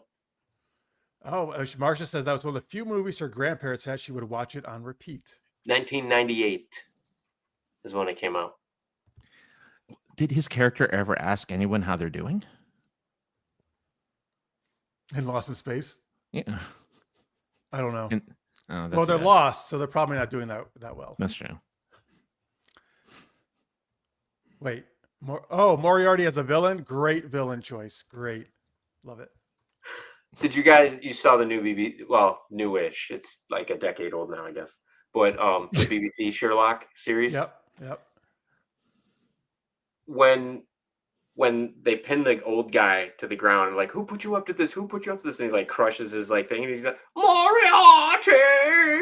I spit out my water and was like laughing so hard. And my wife's like, what's wrong with you? I go, you're telling me that was the best take of that dude screaming that out. Like that. So I didn't see all of it. So you were saying it was not deliberately comedic. Is that what Moriarty? And I'm like, what? That's the best take you had of that? Like, listen, sometimes maybe that's the last shot they could do of the day. They're like, oh, we gotta move on. It's like, yeah, they're just, yep. Moffat's just like, close enough. Wrap it. We're done. It's the final episode. Who cares? We're getting picked up for the next season already. Hello, Super Friends. Hello, Johnny. We're so glad you're here. It was especially over dramatic, Marcia says, of what you're talking about. It was incredibly. It was over dramatic, and the delivery was just. It was like they got Weird Al to come in and dub it in. Like, I don't know. He said it. He Moriarty. No, it sounds too serious. Like, get somebody just totally weird and wacky to do it. Al, are you free? Sure. Moriarty. Perfect. Print. We're talking, if you just joined us, who will be on our team of bad guys. Tammy's choice are Ares from Xena, Nice. Sheriff Nottingham, Alan Rickman, Jareth from Labyrinth, and Loki. Nice, good choices. Good choices, actually. I like the range in there. Also, all very. It's kind of like the opposite of France. Well, same theme as France, just guys. These are all kind of. Well, I was gonna say hot guys.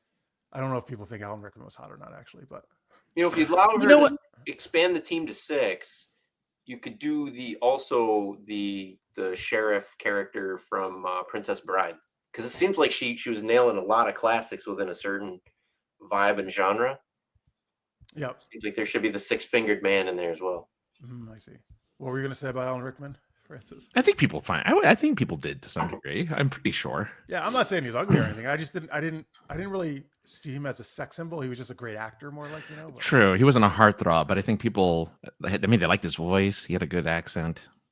I think there was very nice. Yeah, very low, very sharp. Yes, sharp, like cheese. Like cheese. Yes, his voice is. If you can encompass his voice into one word, Alan Rickman's voice, cheese. Like all right, like a good brie. We are going to thank our patrons. Dash, do you have the document up where you can help us do this? Oh, let me All right. Let me grab it. Well, while you do that, I'm gonna go take a dump. Not really, but I'm gonna get some. Wow. I am gonna go get some water. So, Francis, why don't you just start us off? I'll just join in when I get back. All right, you can pick the theme. All right, so I guess so I have to think of a theme and then start off, and then okay. So here we go. Our theme is going to, of course, be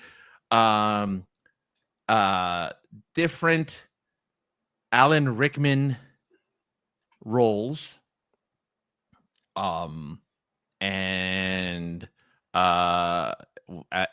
we'll try to quote him in those roles. For instance, as the villain of Die Hard. What was his name again? Oh, Hans Gruber. Hans Gruber. So it's Alan Rickman Poole. You're I'm gonna do, of course, his famous "You're one of them." Oh, you're one of them. When he tries to do a fake American accent, you are one of them. Thank you very much, Craig Allen Poole. So, do you have an Alan Rickman? It doesn't have to be impersonation, but an Alan Rickman line from a movie. I think I will Greg and Rena Hove by Grabthar's hammer. Ooh. You shall be thanked for your patronage. Very nice. Before we continue, of course, thank you very much, Victor, for that lovely $10 super chat. It says, I am going to go back to watch from the start. This is because I know the live stream would be great. Well, maybe. Caution. Maybe, yeah. But yes, thank you very much, Victor, for that super chat. We really do appreciate it. Now that Jeff is back, of course, Jeff, while chewing, is going to do our next one, of course, which is Tammy Anderson, in using an Alan Rickman movie quote. Tammy Anderson. Oh, you're one of them. Oh, I did that one for. I did it one for. God damn it! Why did you tell me that? Oh well, I sorry. already did my Grabthar's hammer because that's the one you always make fun of him for. So I was like, I have to start. I have to do the only one I know. So there you go. All right, I'll do a different. I'll do a Sheriff of Nottingham Alan Rickman quote then for Tammy, because she likes the sheriff. All right, and call off Christmas. There you go, Tammy. I'm sorry, we have to call off Christmas. There's no Christmas this year. But you can still hang out with us, super geeked up. Oh, by the way, you might have already mentioned it, but thank you, Victor Snyder, $10 super chat. I did. Yes. You're gonna go back and watch from the start. Thank you, Victor. That's great. We love it, and we love your super chat. We really appreciate that and your Patreon support. Yeah, exactly. And I did the whole thing. Yeah, I did the whole thank you thing. So there you go. All right. So for Johnny Pappas, of course, the big daddy himself, man, I will tear, what's the line? Tear your heart out with a spoon. Is that right? Wait, are these all Alan Rickman quotes? All Alan Rickman quotes. They're only Alan Rickman quotes. That's what I decided. Yes, in Robin, he does say with a spoon. With a spoon. So there you go. All right, Michael Gilstrap. Oh, These mines. Could you possibly try not to hit every single one? Galaxy Quest. All right, sorry, I'm trying to look this up, man. Like, wow, I didn't know. Well, it is your turn. I can't say anything. I have to wait. I'm trying to look up quotes by him, man. Like, geez. So it's it's our guest. You have our guest as the. I have Dash V. Yeah. No, he's just gonna make it something about poop. Okay. All right. Hey, you know what, Dash V? Do you really think you have a chance against us, Mr. Cowboy? It's Die Hard. Nice. Very nice. Yeah. Wow. There you go. And of course to Jalou. We're all do. My quote was gonna come from Die Hard too. Okay. I have a machine gun now. Ho ho ho. That's from Die Hard as well. Yeah, because he writes it on the sweater of the guy that it kills. Oh, and then when he reaches Alan that, Rickman then he reads it. Alan Rickman reads out what's on the sweater. Okay, that's true. Delaney, are you seriously going to let Jeff command these people? Need I remind you, he's wearing a costume? No offense. Another Galaxy Quest, right? Yep. Have you? So I was gonna do. Have you done his most famous line from Galaxy Quest? The character's famous line Yes, he did. That was the first one. by Grabthar's Gapthar's hammer. hammer was the first one. All right, very good. Good job. All right. Well, I'll do a Snape, a Harry Potter one then. Oh yeah, we haven't done many of those or any. All right, I I'm don't on think. Brian H. Thank you, Brian H. Oh, Brian H. or Mr. Potter, our new celebrity.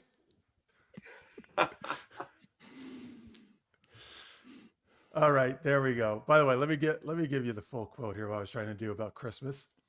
That's it then. Cancel the kitchen scraps for lepers and orphans. No more merciful beheadings, and call off Christmas. That's the full quote. And it was Loxley. I'm going to cut your heart out with a spoon. Yes, that's what it was. Oh yeah, you cut your heart over the Because spoon. it's dull, you twit alert more. That's because you're right. His guy of Gizboard, his cousin says, "Cousin, why a spoon?" Because it's dull, you twit. It'll hurt more. I'm still trying to figure out what "ert" means. Like, I know what "hurt" means, but he said "ert." So Well, they don't say H's. They do actually, because we say herbs, but they say herbs. So I don't know why they didn't say. So they do say H's. Yeah. They do say H's. Maybe when but it has a "huh," they just change it to an You know what well, first off, thank you to all our patrons. We appreciate it no matter what level you're at. Patreon.com/super-geeked-up is where you can go. Big thanks again to Victor for the super chat, and anyone else who wants to do super chat. This little dollar symbol below your window, your chat window. One of the weirdest British pronunciations that's so different than ours, I think, is aluminium or aluminum. It's like, so, yeah, you know? and aubergine for eggplant, and Whoa, what? yeah, they don't say eggplant; they say aubergine. Hang on. How do you get aubergine from eggplant? Well, that's a what different they word. call. That's what they call eggplants. They call them aubergines. Oh, okay. But I meant it's the same word, but Oh. pronounced differently. Like aluminum and aluminium are spelled the same. They just pronounce it totally different. I'm sure there's other words. Yes. Aubergine. Yeah. I like the word thought you aubergine. actually though. meant they like eggplant. They pronounced as aubergine. Yeah, they pronounce eggplant. They can't say the word eggplant. They can only say the word aubergine. It's like Here's a question, because you know I like watch a lot of British panel shows lately. Mm. What they always talk about a Scottish egg. I think is it a Scottish? a Scotch egg. Scotch Scotch egg. egg What the is fuck's an a Scotch egg. It's a deep fried egg it's like an egg with batter around it, and they deep fry it. So and it's like that's- a dessert kind of thing. It's like a breakfasty thing, actually. Yeah, it's like Oh. a breakfasty thing. It's like salty. Yes, thank you. They like love talking about it. I was like, I don't even know what the hell that is. Yeah, and no, they yeah. That's right. Eliza Doolittle, depends on the accent. Eliza Doolittle. Henry Higgins. It's Eliza Doolittle. Oh, Henry savory. Higgins. Savory and delicious.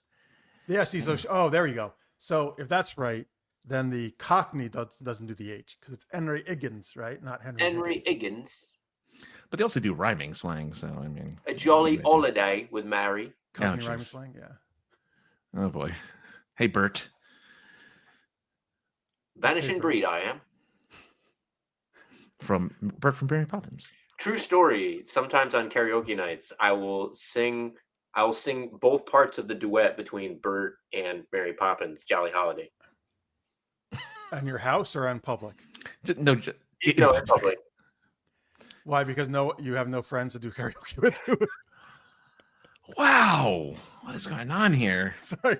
Oh Look, man, I've known Chris forever. Sorry, I gotta get some. You know, friends that I would say that's incredibly cruel, but when you nail it so spectacularly, like when you just cut right to the root cause. listen, you're so full of cleanly, shit. You have no friends. I'm like, I got no defense. How do you defend against the truth?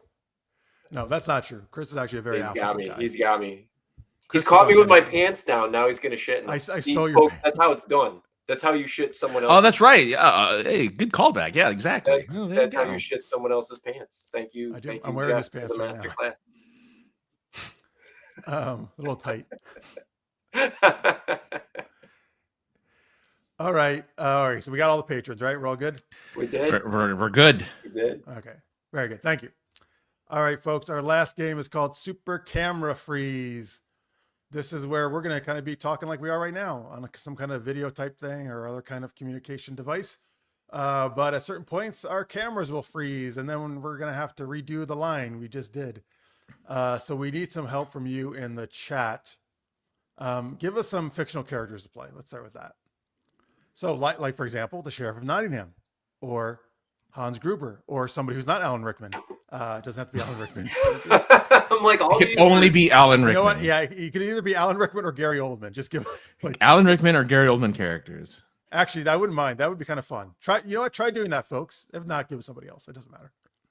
But that could kind of be fun. They're both very well known for playing very distinct characters. So. It's true. What? Well, you're glue, Marcia. You're glue. Yeah, is she doing that, or is Rubber a character, or does she want a condom? Or are you talking about the killer tire in the movie Rubber? Is that what you're talking about? Is that a real movie? Yes, it's called. Yeah, It's about like a kill. It's a horror movie about a killer tire. it's a psychic tire that goes around killing people out in the desert. Rubber Alrighty from then. Quest for It's a- Camelot. Oh, He's a Quest for Gary Camelot. Oldman character. Oh, Oh, all right.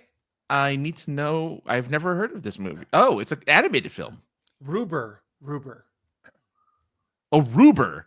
Oh, I have not seen it. But- Okay, Tammy, you can do Carl Urban too. Your boy Carl. Fine, you can give us Carl Urban characters as well if you want. Oh, Pierce Brosnan is the king. It's King Arthur. Gary Ellis is Garrett. Oh, this is very British. So the villain of Quest for Camelot is Ruber. Okay. Ruber. Gary Oldman's. I mean, we don't know if it's a villain. It's just a character named Ruber. Marcia says he's the villain. Oh, is He's it? the villain. She said. Oh, I like it. Oh, good. I'm glad we're picking characters I've never heard of before. I'm like, I don't know these characters. Yeah, I don't know thought these I knew like all these Gary Oldman and Al I Griffin. thought so but they're too, choosing and ones I like apparently. Jackson who's- Lamb for Slow Horses. All right, Okay, how hold on. about maybe give us non-Gary Alan Rickman and Gary Oldman characters? We're the worst Gary Oldman fans of all time, apparently. We were so confident, and then we're like, like That's just Francis, what a I'm like, prolific actor he is. Movies? Oh, oh, thank you. Thank you for that. I'm like, man, these are getting These are really. super, Yeah, niche. give us some characters we might know, please. Jackson Lamb looks like. Oh, we love you too, Marcia. There we go. All I can do is one of these. Oh, Tammy also loves Quest for Camelot. All right, All right, I gotta go watch. I gotta Professor go Snape. watch it. There we go. There's one we Yeah, know. man. Very nice. All right, we need at least two more now because we each have to play. We can't all be Professor Snape. Oh, I can be Vader. Okay, I'll you'll be be Vader. Vader. That's fine. Oh, thank you for the Marcia. pity. Thank you for the petty. Oh, All right, I I'll be can watch it Snape. on I'll be Prime. Snape. Okay. You I'll can watch watch it Quest on for Camelot online. What streaming service? Amazon Plus. Prime? Do you mean Prime, sorry. Amazon Plus. Amazon Everything Plus? has plus. So my first thought was plus. Oh, the Paramount Um, Plus, yeah. Is there anything else actually plus Apple besides that? Apple Plus. Isn't it Apple Plus? No, it's Apple. Apple Apple TV TV, Plus. actually, I think. Apple TV But Plus. there is a plus symbol, I think, in it. You're right. Mm. We got Scar. Scar, Elliot From- Marston from Quigley Down Under. Is this with Tom Selleck? I mean, Oh, I could do Tom. As This who, is though? a regular American voice when he's in this. Oh no, No, I wait. think no. gotta do Alan Tom Selleck Rickman as plays something. Alan Rickman plays the Australian in that, doesn't he? In Quigley oh, Down so Under? he's Elliot Marsden then. He must be right. I think so. Okay, do you want to do that? Okay. Well, let me make sure. And then yes, I guess. All right. Well, then we have two Alan Rickmans, if that's true, and one. Oh James yeah, Earl he Jones. is. Okay, yeah, he is. Okay. All right. Well, Okay. Chris is really getting the character. I'm getting closer to the mic because I'm going to be. All right. So Elliot Marsden is played by Alan Rickman. He's the Australian in Quigley Down Under, right? He's Australian. Yes. Okay. Thank you, folks. So that's who Francis is. I'm Professor Snape, and Dash V is Darth Vader doing his warm-up vocal exercises or facial exercises. Okay, folks. Now, what are the three of us, Snape, Vader, and Elliot Marsden, the Australian? What are we all discussing? Give us an event we're planning or some topic we're discussing. Just give us something that we can go off of, and then this is how we're having this this video streaming discussion about these three characters. Okay, well, yeah. Well, okay, I guess Elliot Marsden wouldn't have video streaming where he's from, but that's fine. We'll just pretend he did. Or he's an older guy now, maybe, right? Ah, so we're at the National Villain Convention. Oh, we are all villains. That's right. Good. Okay, that works. Well, okay. Not really Snape, but most of the time we think he's kind of a villain, right? So that works. It's fine. We're at the National he's played Villain two. Convention talking about the conquest of Earth. Okay. All right. And remember, any of us anytime can say something like, "Oh, you broke up, you froze," and then that person has to redo the line some way differently that they just said. Why don't you, Francis? Why don't you, the Australian, start us? Okay. Crikey, mates! Stop being a bunch of bludgers, you bogans, and get up here and let's talk about conquering the world. Vader, you got a lappy on you? We could certainly use some help. I just want to make sure that if I leave you the keys to the Death Star, you're not going to leave it double parked in Alpha Centauri again. I'm still paying the tickets from last time. What was that? You're paying the what, did you say? I'm still washing the spigots from the latrines on the Death Star. Did you hear me, Snape? Excellent. I should make Harry Potter do that little twat. I hate that kid. I didn't get that, Snape. Can you say it again? I said that little wanker. I want to fuck his mother so bad. Whoa! Stop trying to be a root rat there, Snape. I mean, come on. We got to get ourselves together, find ourselves a Sheila to help us, No, her name is Lily, not Sheila. Oh, don't call me Shirley. No, but we've got to find a way to take, not with this death stuff. We don't kill people. We want to conquer people. I'm sorry, you broke up there. What? We don't want to stab people with a knife. I mean, well, this is a knife, but no, we don't want to do that. We want to, give them all a stiffy and maybe drink ourselves a couple of stubbies and I don't know, have a little whoop whoop. Oh my God! Can you please stop with all this Australian slang? You're all a bunch of criminals anyway. Well, actually, never mind. That makes sense because we're villains. Great. Welcome aboard. I was going to say, you kind of got to take what you get with this group. Oh, Vader, your voice box is sounding all wanky. I'm sorry. I said my connection might be spotty. I'm currently taking a poop. What's this? What's with your love of poop, man? Oh, where do you take a poop in the Death Star? This is a serious question. If you're me, anywhere you like.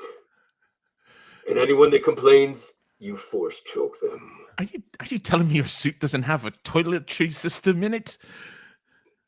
Wait, I'm sorry. What did you ask? His suit doesn't have a what? Doesn't have a poop chute. It does, but it says exit only. Oh, that's good to know. Crikey.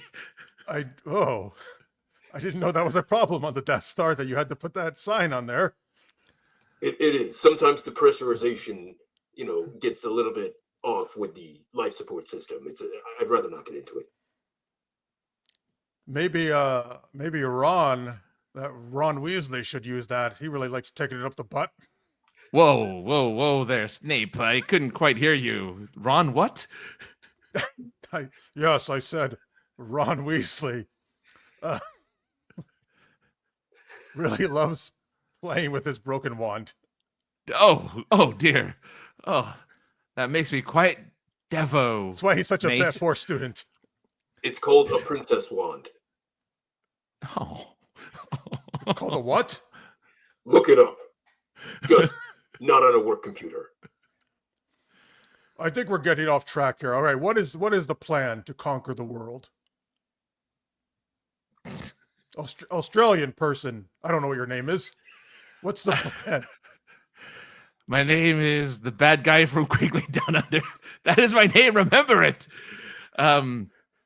Yes. First off, we must remember no back shots for Vader, as quoted by good old Daddy, from what I remember.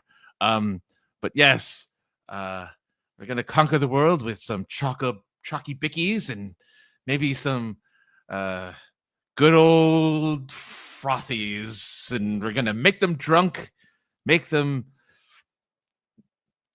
on a sugar high, and we're gonna take over each one of them one by one, all 8 billion of them. I'm sorry, what was that? You broke up toward the end there.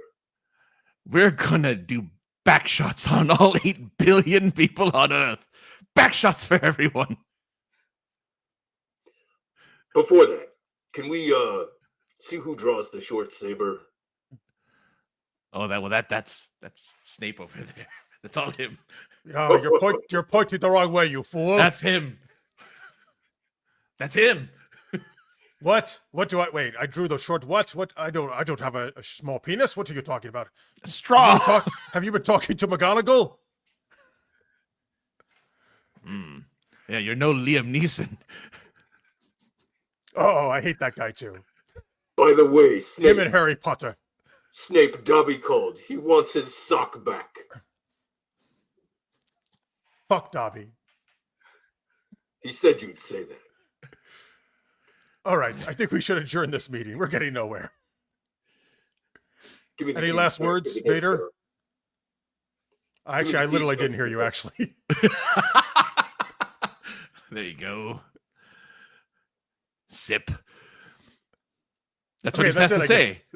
Okay, that's all Give I me the keys back to the Death Star. You're double parked. Yeah. Okay. Can Death Star with license number VA3R please pick up your car at the front? No. There seems to be a mistake. That is the moon. All right, let's just end it there. You're not getting, I teed it right up for you. All I had to say is that's no moon. That's no moon. That's double parked. Yeah, Missed opportunity. That's that was. We'll edit it Wait, into post. did they do that in Spaceballs? They say something's double parked, the Death Star, or no? Not in Spaceballs. I don't believe so. No, because they don't. No. I don't know. It feels like a Spaceballs joke. It would be. Now, I was this many years old when I learned that the gentleman, is it Torvok? In Voyager. Tuvok. Yeah, Tuvok from Voyager. Tuvok was, we ain't found shit guy from Spaceballs. He's the comb guy. He's the comb the desert guy. Yep. Most quoted Dark line. I can't think of a Helmet line that Tuvok's ever said, but I can certainly know the line he said in Spaceballs. Dark Helmet has a small Schwartz, Tammy says. Wait a minute. He had the same Schwartz as Lone Star. They had his Schwartz was as big as his. That's true. Is Snape a necromancer? I don't know. That's my Snape voice. That's what I got. I can do it for you. You have the ring, and I see your Schwartz is as big as mine. Well, Johnny, You have the advantage of a cup like that. Or yeah, are you just speaking into a normal cup tumbler? It's a Yeti. It's a Yeti. Wait, so Yeti makes mics and cups? These are different companies, right? No. The Blue Yeti is something different. Yeah. But yeah. Okay. I had no idea what you. That's that good of a Vader impersonation. That's amazing. sorry, Necrotis. I think you meant Tuvix. You Tuvix. don't know the power of the dark side. Oh, Tuvix was when they combined, right? When they Neelix and combined, Tuvok. Yeah. Yeah, Necrodius loves Voyager. I do need to watch. I need to watch any of Voyager because when that came out, that was when, at least in upstate New York, remember Jeff, when we had Fox 68, but then something happened and like Fox 68 wasn't there. Like they switched to some other channel or something. Well, in Albany it was 23. It was Fox, not 68. But there was so what ended up happening was basically the short of it. Are you saying you didn't get Voyager in Utica? I didn't get Voyager. No, we had it in Albany. I lived in Syracuse at the time, so I didn't get Syracuse. I didn't get Voyager actually, so I missed all of Voyager. Oh, what a bummer! Well, sort of, I was going to say right? something terrible. I won't say it. Oh, no. You got to say it now. Good. You didn't miss much. Well, apparently though, I missed the side story with the Borg. You did. That then got followed up with Picard. First- so I actually first want to go content. back and watch Voyager so I can Yeah. see what You missed. Janeway You did. missed to the 7 Borg. of 9 stuff that guys in Picard as well. So And you missed a really cool. You would have enjoyed this because it was an AI doctor. Oh yeah. Oh, that's right. Yeah, I was aware of the AI doctor, but I didn't get to catch any of the episodes live. He's You coming get to back s- too, supposedly in something. He's in Starfleet Academy. They just showed the trailer for Starfleet Oh, Academy. he's going to be in it.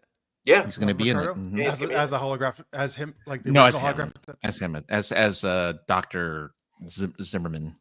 Hey, here's the think. old guy, the Wait. hologram face down. As the real human Dr. Zimmerman or as the holographic doctor? It looked like he was human, because he aged, obviously. So I believe it's.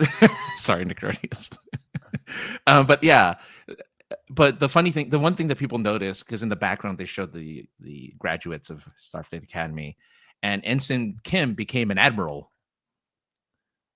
They gave an admiralty So they to Ensign Kim. finally paid it off.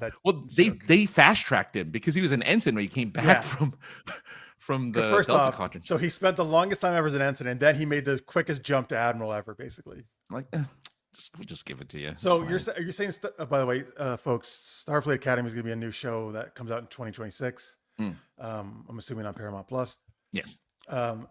So it takes place like during the current time of Picard and that. It's apparently a continuation of Discovery. So maybe Discovery hang on. But Discovery went. Oh, you're saying it's in the 31st century? I don't know. There's I no don't way know. Doc Zimmerman could be around then. That's true. So it must be Like post Picard time, probably, right? Post Picard, or maybe. I know. I just saw the trailer. It didn't really say a timeline. It just showed up pretty much a whole new cast. I can't believe they're probably doing it. They've been talking about this for I feel like decades or over a decade of doing this show. It's interesting. Yeah, I mean the I haven't watched the trailer, so I don't know anything about it. But yeah, I know they've always wanted to do a Starfleet Academy show. yeah, it's still in San Francisco, so maybe Wesley Crusher can come back and finish his academy training. he's too busy traveling. Yeah. All right. That's too bad. You know what? That happened back when things were like syndicated and stuff. Mhm. Sometimes you just you missed out on shows. They weren't in your area. Oh, so he's a This is hologram. time According of to Johnny, he's a Discovery, hologram. and the hologram's Okay. still alive. Oh, okay. So that would be why he could be in the 31st century. Okay. That's such a fucking weird time to put it in, though. In the year 3000. It always made me curious when the Oh, writers. it's the Jonas Brothers song, "The Year 3000." You know that's a good song. Oh, really? Is it really? I was joking. Yeah, to the year 3000. They did a song back in the day when they were, really popular. Which is funny because I based it off of Conan O'Brien's skit where he would talk about the year 2000 in like the 90s. And so he had a skit where he go, in the year 2000. Oh, okay. Silverchair did a song too. Oh, geez. Everyone loves these even numbered. But, Prince did 1999, obviously, before any of that. Yeah. But it's not a round number. Yeah, because the point was it's 99 and it's on the cusp of going to 2000. Right? Yeah. Yeah. Oh, it's set in the 32nd century. That's crazy. The Academy show. Yeah. The big thing is that the Federation is coming back to Earth after being gone for 150 years or something like that. Okay. All right. The thing is, again, I only watched the first 2 episodes of Discovery, and I was like, that's enough for me. And I know they went to the 31st or the 2nd century, whatever the fuck it was. Mm-hmm. But have you either of you seen it, Discovery? I saw the first 3 episodes. Made one more than and me. just couldn't get into it. Yeah, I could. Like the first one, I wasn't really into it, but I know sometimes the first episodes sometimes you got to give it a couple after the 3rd where it still didn't grab me. I think the other problem too is that I don't know if it's Mandela effect or what, but I could swear that all the cast of characters that I was seeing in trailers and promos for the show were not characters that I saw anywhere in the first 3 episodes. And so I'm like, what, am I even watching the right program? Like, what's going on? Because big changes happen after like the 3rd episode. That's when the whole show is different because they get rid of the captain. Okay, Burnham because becomes I'm like, captain. I could swear that wasn't the captain. I could Yeah. swear, like, I thought the captain was this other person, and I don't really. So I felt a little bit bait and switched, I guess. And then I almost didn't watch Strange New Worlds because a lot of those Captain Pike actually, the way they did the trailers and everything, and the way that he was portraying the character of Captain Pike, it looked to me in the trailers like he was pretending to be like a knockoff Captain Kirk. And so, like, the way that it had been played by Anson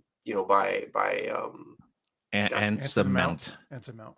Yeah, not, but the Tiberius Kirk. William Shatner. It looked like he was trying to play William Shatner playing Pike. And but I'm glad, though, I gave it a shot because I was hearing good things about it, and I watched the pilot, and I just loved it. I loved it from the first episode, and just about every episode that's come out has been a banger. I thought they did a good job with the musical episode. I thought they did a good job with the crossover episode with Lower Decks. Like, I thought they did what I thought was impossible. They somehow made space exploration and discovery have new things to find, because it really had kind of felt like they'd fallen out of new territory in Trek. But I feel like Strange New Worlds has found that new territory again by putting things in Trek that you would not have previously expected. Like, next season, supposedly, there's even going to be Muppets. There's going to be I was going to say they have a Muppet episode next season. So there you go. You mean fourth season? Because their third season's out right now. Or do you mean third season is right now? Yep. So it'll be the fourth season. The very next one coming up will have a Muppet episode. I'm assuming that they're going to do something similar with Improbability, like they did for the singing episode. But that's really fucking weird. But I do really like Strange New World. I think it's great. I hope it keeps going. Johnny says, I watched the first 2 seasons of Discovery. I gave up. I won't be watching the Federation. I think he means the Academy show, even though it has a number of actors that I like. I wanted to see, they gave us a setup at the end of Picard for there to be an offshoot of Picard. Yeah. Everybody wants that. Starring 7 of 9, actually. It was supposed to be a 7 of 9 show. Bring it! Come on! What was it supposed to? People kept telling me they even had like a title for it. Legacy, I think it was. Legacy. Star Trek Legacy. Yeah. I assumed they were going to do it. They still might. Yeah, I don't know. I mean, hey, you didn't know Academy was going to come out, and it takes forever to do any show nowadays. Yeah, which I'll never understand. It's been 5 years since Stranger Things, and they're finally finishing it. So there you go. Yeah, 5 years since the last episode of the last season of Stranger Things. It was like 5 years. It's been 5 episodes between the last season and this final season. 5 years since the last season and then this season. Yeah, this one picks up with them in the nursing home. When their children, they're all in their 30s. Yeah, their children are coming to visit them in the home. Well, you're telling me Millie Bobby Brown is 30? Maybe not. Hold on. Maybe she's in her 20s, but still, they look. Oh, you're right. She's approaching her 30s. Oh, approaching her 30s. Okay. Yeah. How are they just saying that there's been a time jump in this last season, or how are they explaining? I don't think so. I think they're still supposed to be kids. They're gonna sepia tone and pigtail the crap out of those kids. Like, whatever they can do to age them down, probably. So this is why, by the way, Necrotis wants to see a show focused on Neelix. I think you're the only one. Oh, sorry, Necrotis, just joking. Everything's up in the air now because of the fact that Paramount is being taken over by Skydance. Oh, that's right. I forgot about that. Yeah, it's unfortunate. Skydance is another, I guess, film entertainment company, right? Yeah, they do movies. But it's weird. It's so weird. I don't get how Discovery took over Warner Brothers. I don't get how Skydance taken over Paramount, because I feel like those were smaller companies that are taking over the bigger ones, but I don't know. You don't know how many failed movies and how much money they've lost in like movies and games and stuff. They lost a lot of money recently, so I'm not surprised. But the thing I've been railing about how long it takes shows to, like, every show now is at least 2 years between seasons, like all these streaming shows, and it's driving me fucking nuts. But also, when you have kid actors, like, you're shooting yourself in the foot. Like, they're just aging out so rapidly. Yeah. Like, they cannot do that with the Harry Potter series. Like, I think they're gonna do it. I think they actually are going to do it yearly, right? Yeah. That's where animated's really interesting, though, because Kingdom Hearts 3, which dropped on all the different consoles and everything, I want to say sometime in the last 5 years, it's still the same actor playing Sora from the first Kingdom Hearts game that came out on PlayStation 2. Oh, oh God. I see The dead kid, people. What's her name? What's his name? the kid from Home Improvement. AI, the kid from Sixth Sense. I That don't kid. recall Yeah, I know. Billy Joe but, Osment. Yeah, he plays Sora. but Sora. Oh well, yeah. Well, in video games, you can be as old as you want. that's what I'm saying. In the animated medium, right? Like it works very well. But you Okay, could very much play, so you're only about 10 years off, Francis. Millie Bobby Brown is 21 years old. Oh, geez. Oh, I thought. Well, okay. She looks like she's. Oh, really? She does. Oh my God. I'm sorry, Millie Bobby Brown. So I personally think you're great. I think you're very youthful looking. Ignore Francis. It's terrible. Terrible. She looks like she looks very youthful to me. What are you talking Okay. about? You know, she married John Bon Jovi's son. I'm glad you said son. 20. Well, according to you, she's probably closer in age to John Bon Jovi. Yeah. 22 years old. All right, that's fine. Yeah, Johnny was only still. off by a year. That's close enough. Yeah. She was Saber says 21 Annika and needs her she was own 21 show. That and- means Tammy, seven your of daughter nine. does need No, her own wait. show. I agree. I thought at first she meant that too. Her daughter Yeah, named Annika. February 19th. Yeah. But she means 7 of 9, whose name was Annika in Voyager. Look at Disney stars growing up when they leave Disney. Well, that can go a number of ways. Yes, sometimes very poorly. Oh, okay. Never mind. Dash is confirming you were right. 21. Yeah, 21. Okay. Thank God we got that cleared up. It was very I know, important right? to get Millie Bobby Yeah, Brown. 21 going on 30. Exactly. I That's think 13 going on though 30. actually that she would take that as a compliment because she's very 30. I 30 don't know. 30 I is don't not a know. terrible age to be. You're still plenty youthful, but you've It's actually a learned great lot age to about be. life. Yeah. So 'Cause you've got some experience, but you're still young. yeah. Because right now, it probably has to be frustrating to her a bit that there are certain roles that she's like, there people still want. She's talked about this in interviews and stuff like that, where like people still want her to be like in these more childish and childlike. People either want her to be like a sex symbol or they want her to be in these like super childish roles. And she's like, shouldn't it be based on my skills, not based on the fact that I'm a woman like on the fringe of legality? so she's been very outspoken actually about that. So I think she'd take it as a compliment that somebody thought that she was sophisticated enough to be seen as a 30-year-old. Yes, we'll say that. He meant there you go. sophisticated.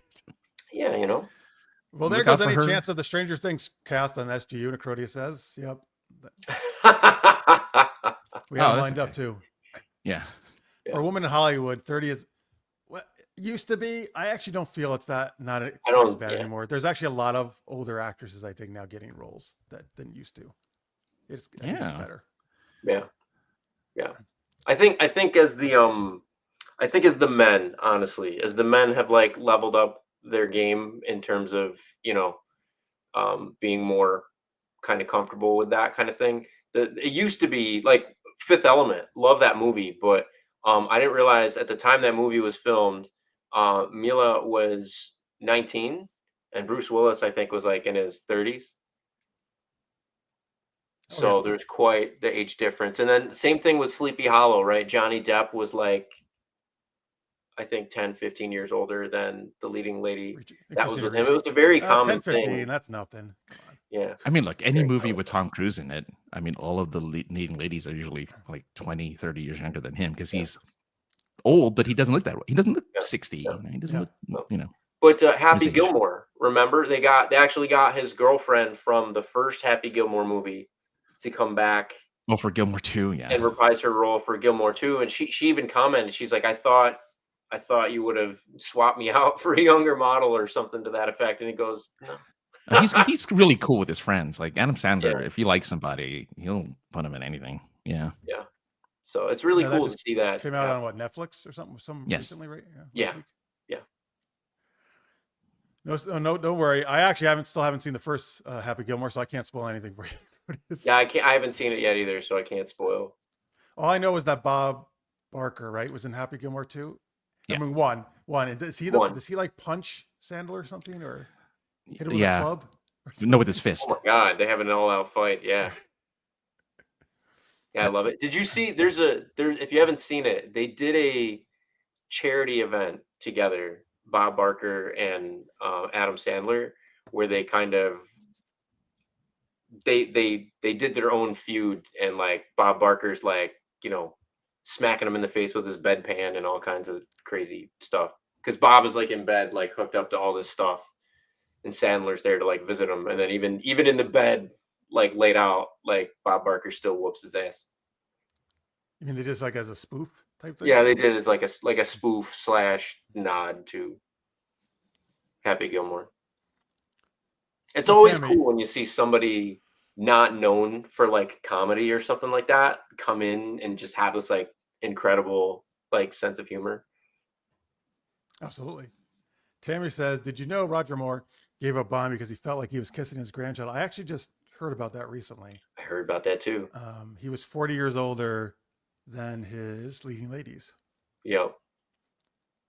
That's interesting though, because I feel like most Hollywood guys would not be giving up because of that reason.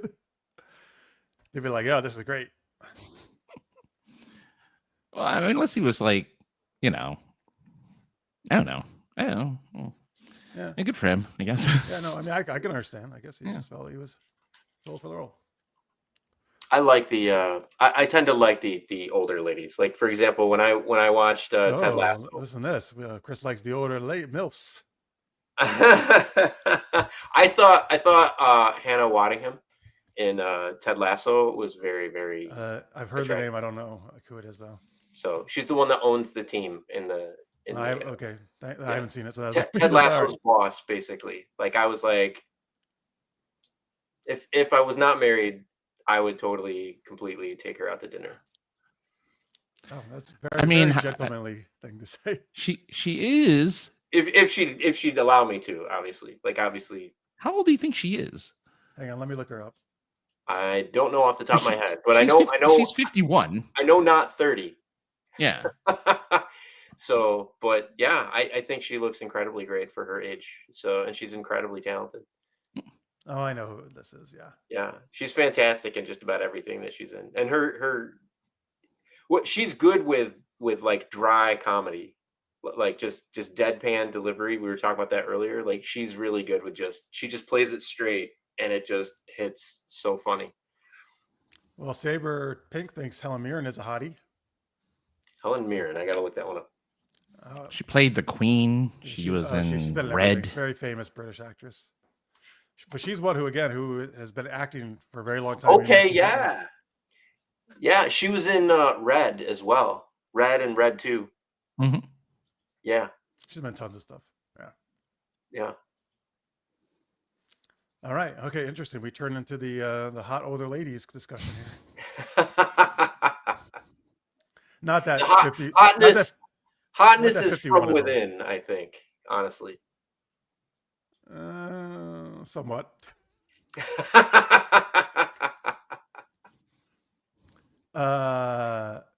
Let's see here. All right. Okay, that was super. Anyway, we did Super Camera Freeze, and then we got on Star. Oh, we actually haven't done a Star Trek tangent in a long time. We used to do that every show. So that's fine. Got it out of our system. Yeah, instead we had a poop tangent. This right. I would have rather had the Star Trek tangent. Star Trek tangent, yeah. Tammy says she was amazing in White Knights for Helen Mirren. And hello, Scorpio just joined us. Dude is acting way too clean for this show. I know. See, listen, Chris is a really actually nice, sweet guy. So you're not going to hear him say the shit we say. What's hilarious though, Jeff, so I think even you are going to hear certain tracks from the work I'm doing with Ariel Star where you're going to be like, Chris wrote this? Like, so there's going to be stuff like, yeah, I'll tap that ass. I don't want to spoil anything, but okay, I'm just going to say I expect some phone calls where you're going, Lisa was okay with that. Oh, that's true. Because it's about your wife. Yeah. Yeah. So it'll be Star Trek tangents are classic. All right, good. I'm glad some people enjoy them. I actually think most of the chat does because they like Star Trek. Scorpio says, take her out to dinner. Yeesh. We're like, go for the dinner table. My gosh. Jesus. Yeah. First of all, have you seen her like that? Making sure I tell you about the Hannah is built like she looked muscular. Yeah. She could body slam me. So I would not at all. You probably enjoy that. You know what? Maybe. You don't. That's a different topic, different tangent for another day. Yeah. Okay. All right, folks. So here, let's share some links here again for Chriss. This is his link tree, JustMeDashV. You can get links to pretty much all this different stuff he's doing. But his new project, arielstar.com, you can go check that out. See his new leading AI lady. Upcoming sci-fi rock opera. Right. This is not a vlog. He's going to be releasing episodes of that and super cool music tracks, right? As well. Yes. Coming in late sometime in August, right? The first one Dropping August and September. Yes. Okay. So coming up, actually it's fucking August in 2 days. Like, oh my shit. Yes. All right. Oh, thank you, Pierre. He says Lord of the Fries won it. I want some fries. Let me check in here on the poll. Oh, okay. There we go. Loaded. Yes. Okay. Well, last place is Harry. Okay. Well, first off, I meant to say Harry Potter. I wrote Harry Pot instead. Pote. Pate and the Chamber of Secret Naps. Last place. Third place, Captain America Civil Waffle. Aquaman 3 Pool Party Panic. Second place, winner with 40% of the vote, Lord of the Fries, the 2 onion rings. All right. Okay. All right. There you go. Congratulations, Lord of the Fries. I want to go to McDonald's now. Okay. Man, it dominated. I mean, I don't know. The second, yeah, it was pretty good. It did Yes, pretty good. Harry Potter was not supposed to be a drug reference. Sorry about that. It's pate. Would you like some pate? Great I'm sorry, Jeff, you broke up there. What'd you say? I said, Oh, would you jeez. like to suck my dick? Oh, God. Take me to dinner first. Oh. Yeah, well, I'll take you to dinner first. Yeah. It better be a nice dinner too. Like I don't put out. Yeah, for, like McDonald's and Burger like an King. Applebee's. Does it say Denny's? No. You got to take me to a You know what? nice steak restaurant. All the Denny's have closed in my area. Are they still around you, Francis, or you? Chris? Yeah, I have Denny's around me. Yeah. Yeah, we have some Denny, but they did do a mass closure. Oh, that makes me sad. I've had Denny's since I was born. Basically, we're going to Denny's because they were the only thing open all night. Can't believe they're all gone now. Here. Yeah. I have to go to IHOP now to get my breakfast, but they don't have anything like the Grand Slam. No. Wings over my hammy. I like IHOP. It's over my hammy. I'll be honest with you. It's not like the food was that good, but it was edible and it was open all night long. That's the thing. It was open all night. That was the thing. It was one of the rare 24-hour, especially in California, where we have zero 24-hour restaurants. If you're not in the city. Even back in the day, you didn't have diners that were 24 hours? Because we had some of those. No. By the way, I gotta say, I'm incredibly flattered that I'm being objectified by the chat. Yeah, Ben for the table. I am so well. Thank Again, you very much. He'll have a nice dinner first. We'll get the waitstaff to clear the table before. Yeah, that's right. So Pierre, leave the maple syrup though. So Pierre, I think IHOP is the target to Denny's Walmart. So a step above, I would say. I agree, absolutely, 100%. As for Waffle House, I've never been to a Waffle House. All I know is that someone went viral for going to a Waffle House and being upset there wasn't a fight. So, right, because that's supposedly the claim that fights always happen in the Waffle House. Fights always happen in a Waffle House. Wait, were they really upset? Or were they doing like a joke?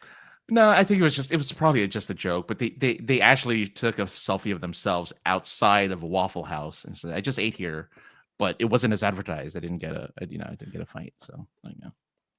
Just to be clear, Waffle House themselves do not advertise that. No. I think they confused Waffle House with medieval times. Yes. Right. You get to cheer for your favorite fighter. Medieval times. That was fun. I've been there. But of course, Necrodius, you only get family-friendly content here. You know how it works. Hey, it wasn't me this time, at least. It really will be funny I can't wait to come back after I've dropped some of the content for Project Star because it's not quite as R-rated as some of the stuff graphic about here, but it's definitely more. It's a side of me folks haven't seen, so I'm looking forward to people seeing it. Oh, Like your butt? Like my backside. Yeah, like your naked butt. Hey, do you tell anybody they have nice muffins? That's a reference. I was actually looking at. I'm working. I haven't released it yet, but I'm actually working on a 4K redo of that. The reason I pulled that from YouTube is because with the new tools, I can actually do it much better. And there's a couple takes that I had to get rid of because they just, you know how sometimes technically there's some issues, but with the way the tools have come along and everything, there's a couple of shots I've been able to go back and salvage that really, and then there's music that I've been able to license that I didn't have access to before. It completely changes the vibe and tone of it. So I'll be doing a re-release of that probably next year. So for those of you who don't know what I'm talking about, Nice Muffins was a short Chris did where he goes into a bakery or coffee shop, right? And he looks at some muffins, says, "Hey, those are nice muffins," and the girl thinks he's talking about her boobs. Exactly. And then the whole rest of the time there, she it doesn't matter what I say or do. She thinks I'm just trying to get after her. Meanwhile, there's a little kid just getting away with absolute chaos. Oh, I forgot about that. Is that your son? That was my son. Yeah. Yep. But she thinks the kid is great, right? He's a cute. She thinks the kid is great, but he's because you're the pervert who wants her boobs. Yeah. Yeah, that's yeah. Nice muffins. You should do like a sequel, like Nice Bagels. Like I almost did. I wanted to do a sequel back in the day called Putting Around, which is going to be me and the same kid, but we meet up at a putt-putt golf course, and the same thing kind of happened there, but we weren't able to get the location. What is that like? What do you say there? Like, you like my balls? There was, I don't remember. I want to get a hole in one. I don't remember all the gags, but it was basically something to that. Yeah. Look at my long shaft. The problem was when the script for that came together, that was right around the same time it became clear I was going to be moving to California. So it just, there's no miniature golf courses in California. Yeah. Well, I had plenty of golf courses, but not, I missed the old crew from Central New York. Yeah. So we had a good set of folks there back in the day. Tammy says, by the way, they probably went to Waffle House too early or too late. I guess there's a prime time for the fights. Yeah.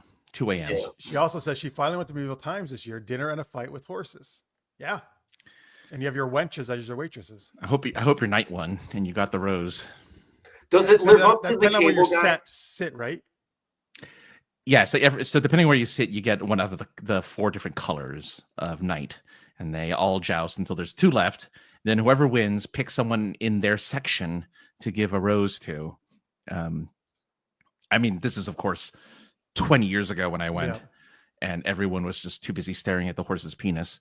But that was beside the point. Okay, that's not what happened when I went. I was definitely not staring at the horse's penis. Well, because they put them in the stables, right? So they put the horses in the stables before the show, and they're all just in the stables that you can see. And the first thing you notice is like, well, I feel inadequate. So yeah, and then you get your chicken and your goblet of ale. You gotta eat with your hands, though. Eat with your hands? No utensils. Everything was made of metal. Even though it wasn't metal, it was like aluminum or whatever it was, but it made it seem like it was metal, like pewter or something. Let's see here. Tammy says she got a light up tower, drink cup, some flags. I got to talk to a handsome knight about his Andalusian horse. Very nice. And I didn't get a rose, but our knight won. Oh, there you go. Oh, congratulations. That's always fun when the knight wins for your team or for your side. Yes, the courteous. The horses were fighting. People were putting them in headlocks, the horses. There you go. All right, folks, before we go, yes, please do be super geeky. Give us a subscribe and like if you don't mind. That really helps us out.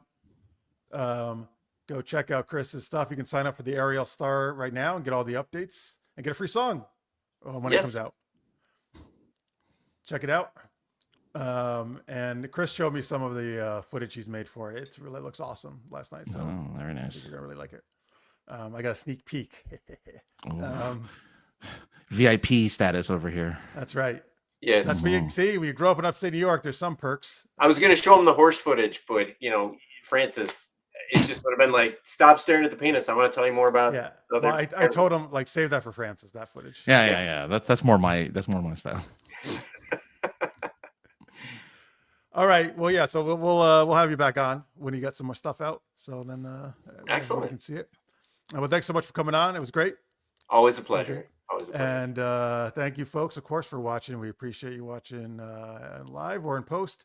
We'll be back next Wednesday, 9 p.m. Eastern, 6 p.m. Pacific. I'm talking to some guests we haven't had on in quite a while. So hopefully we'll have some of them back. Surprise. Soon. Yes. But well, it's not totally confirmed which date yet, so I don't want to say it yet.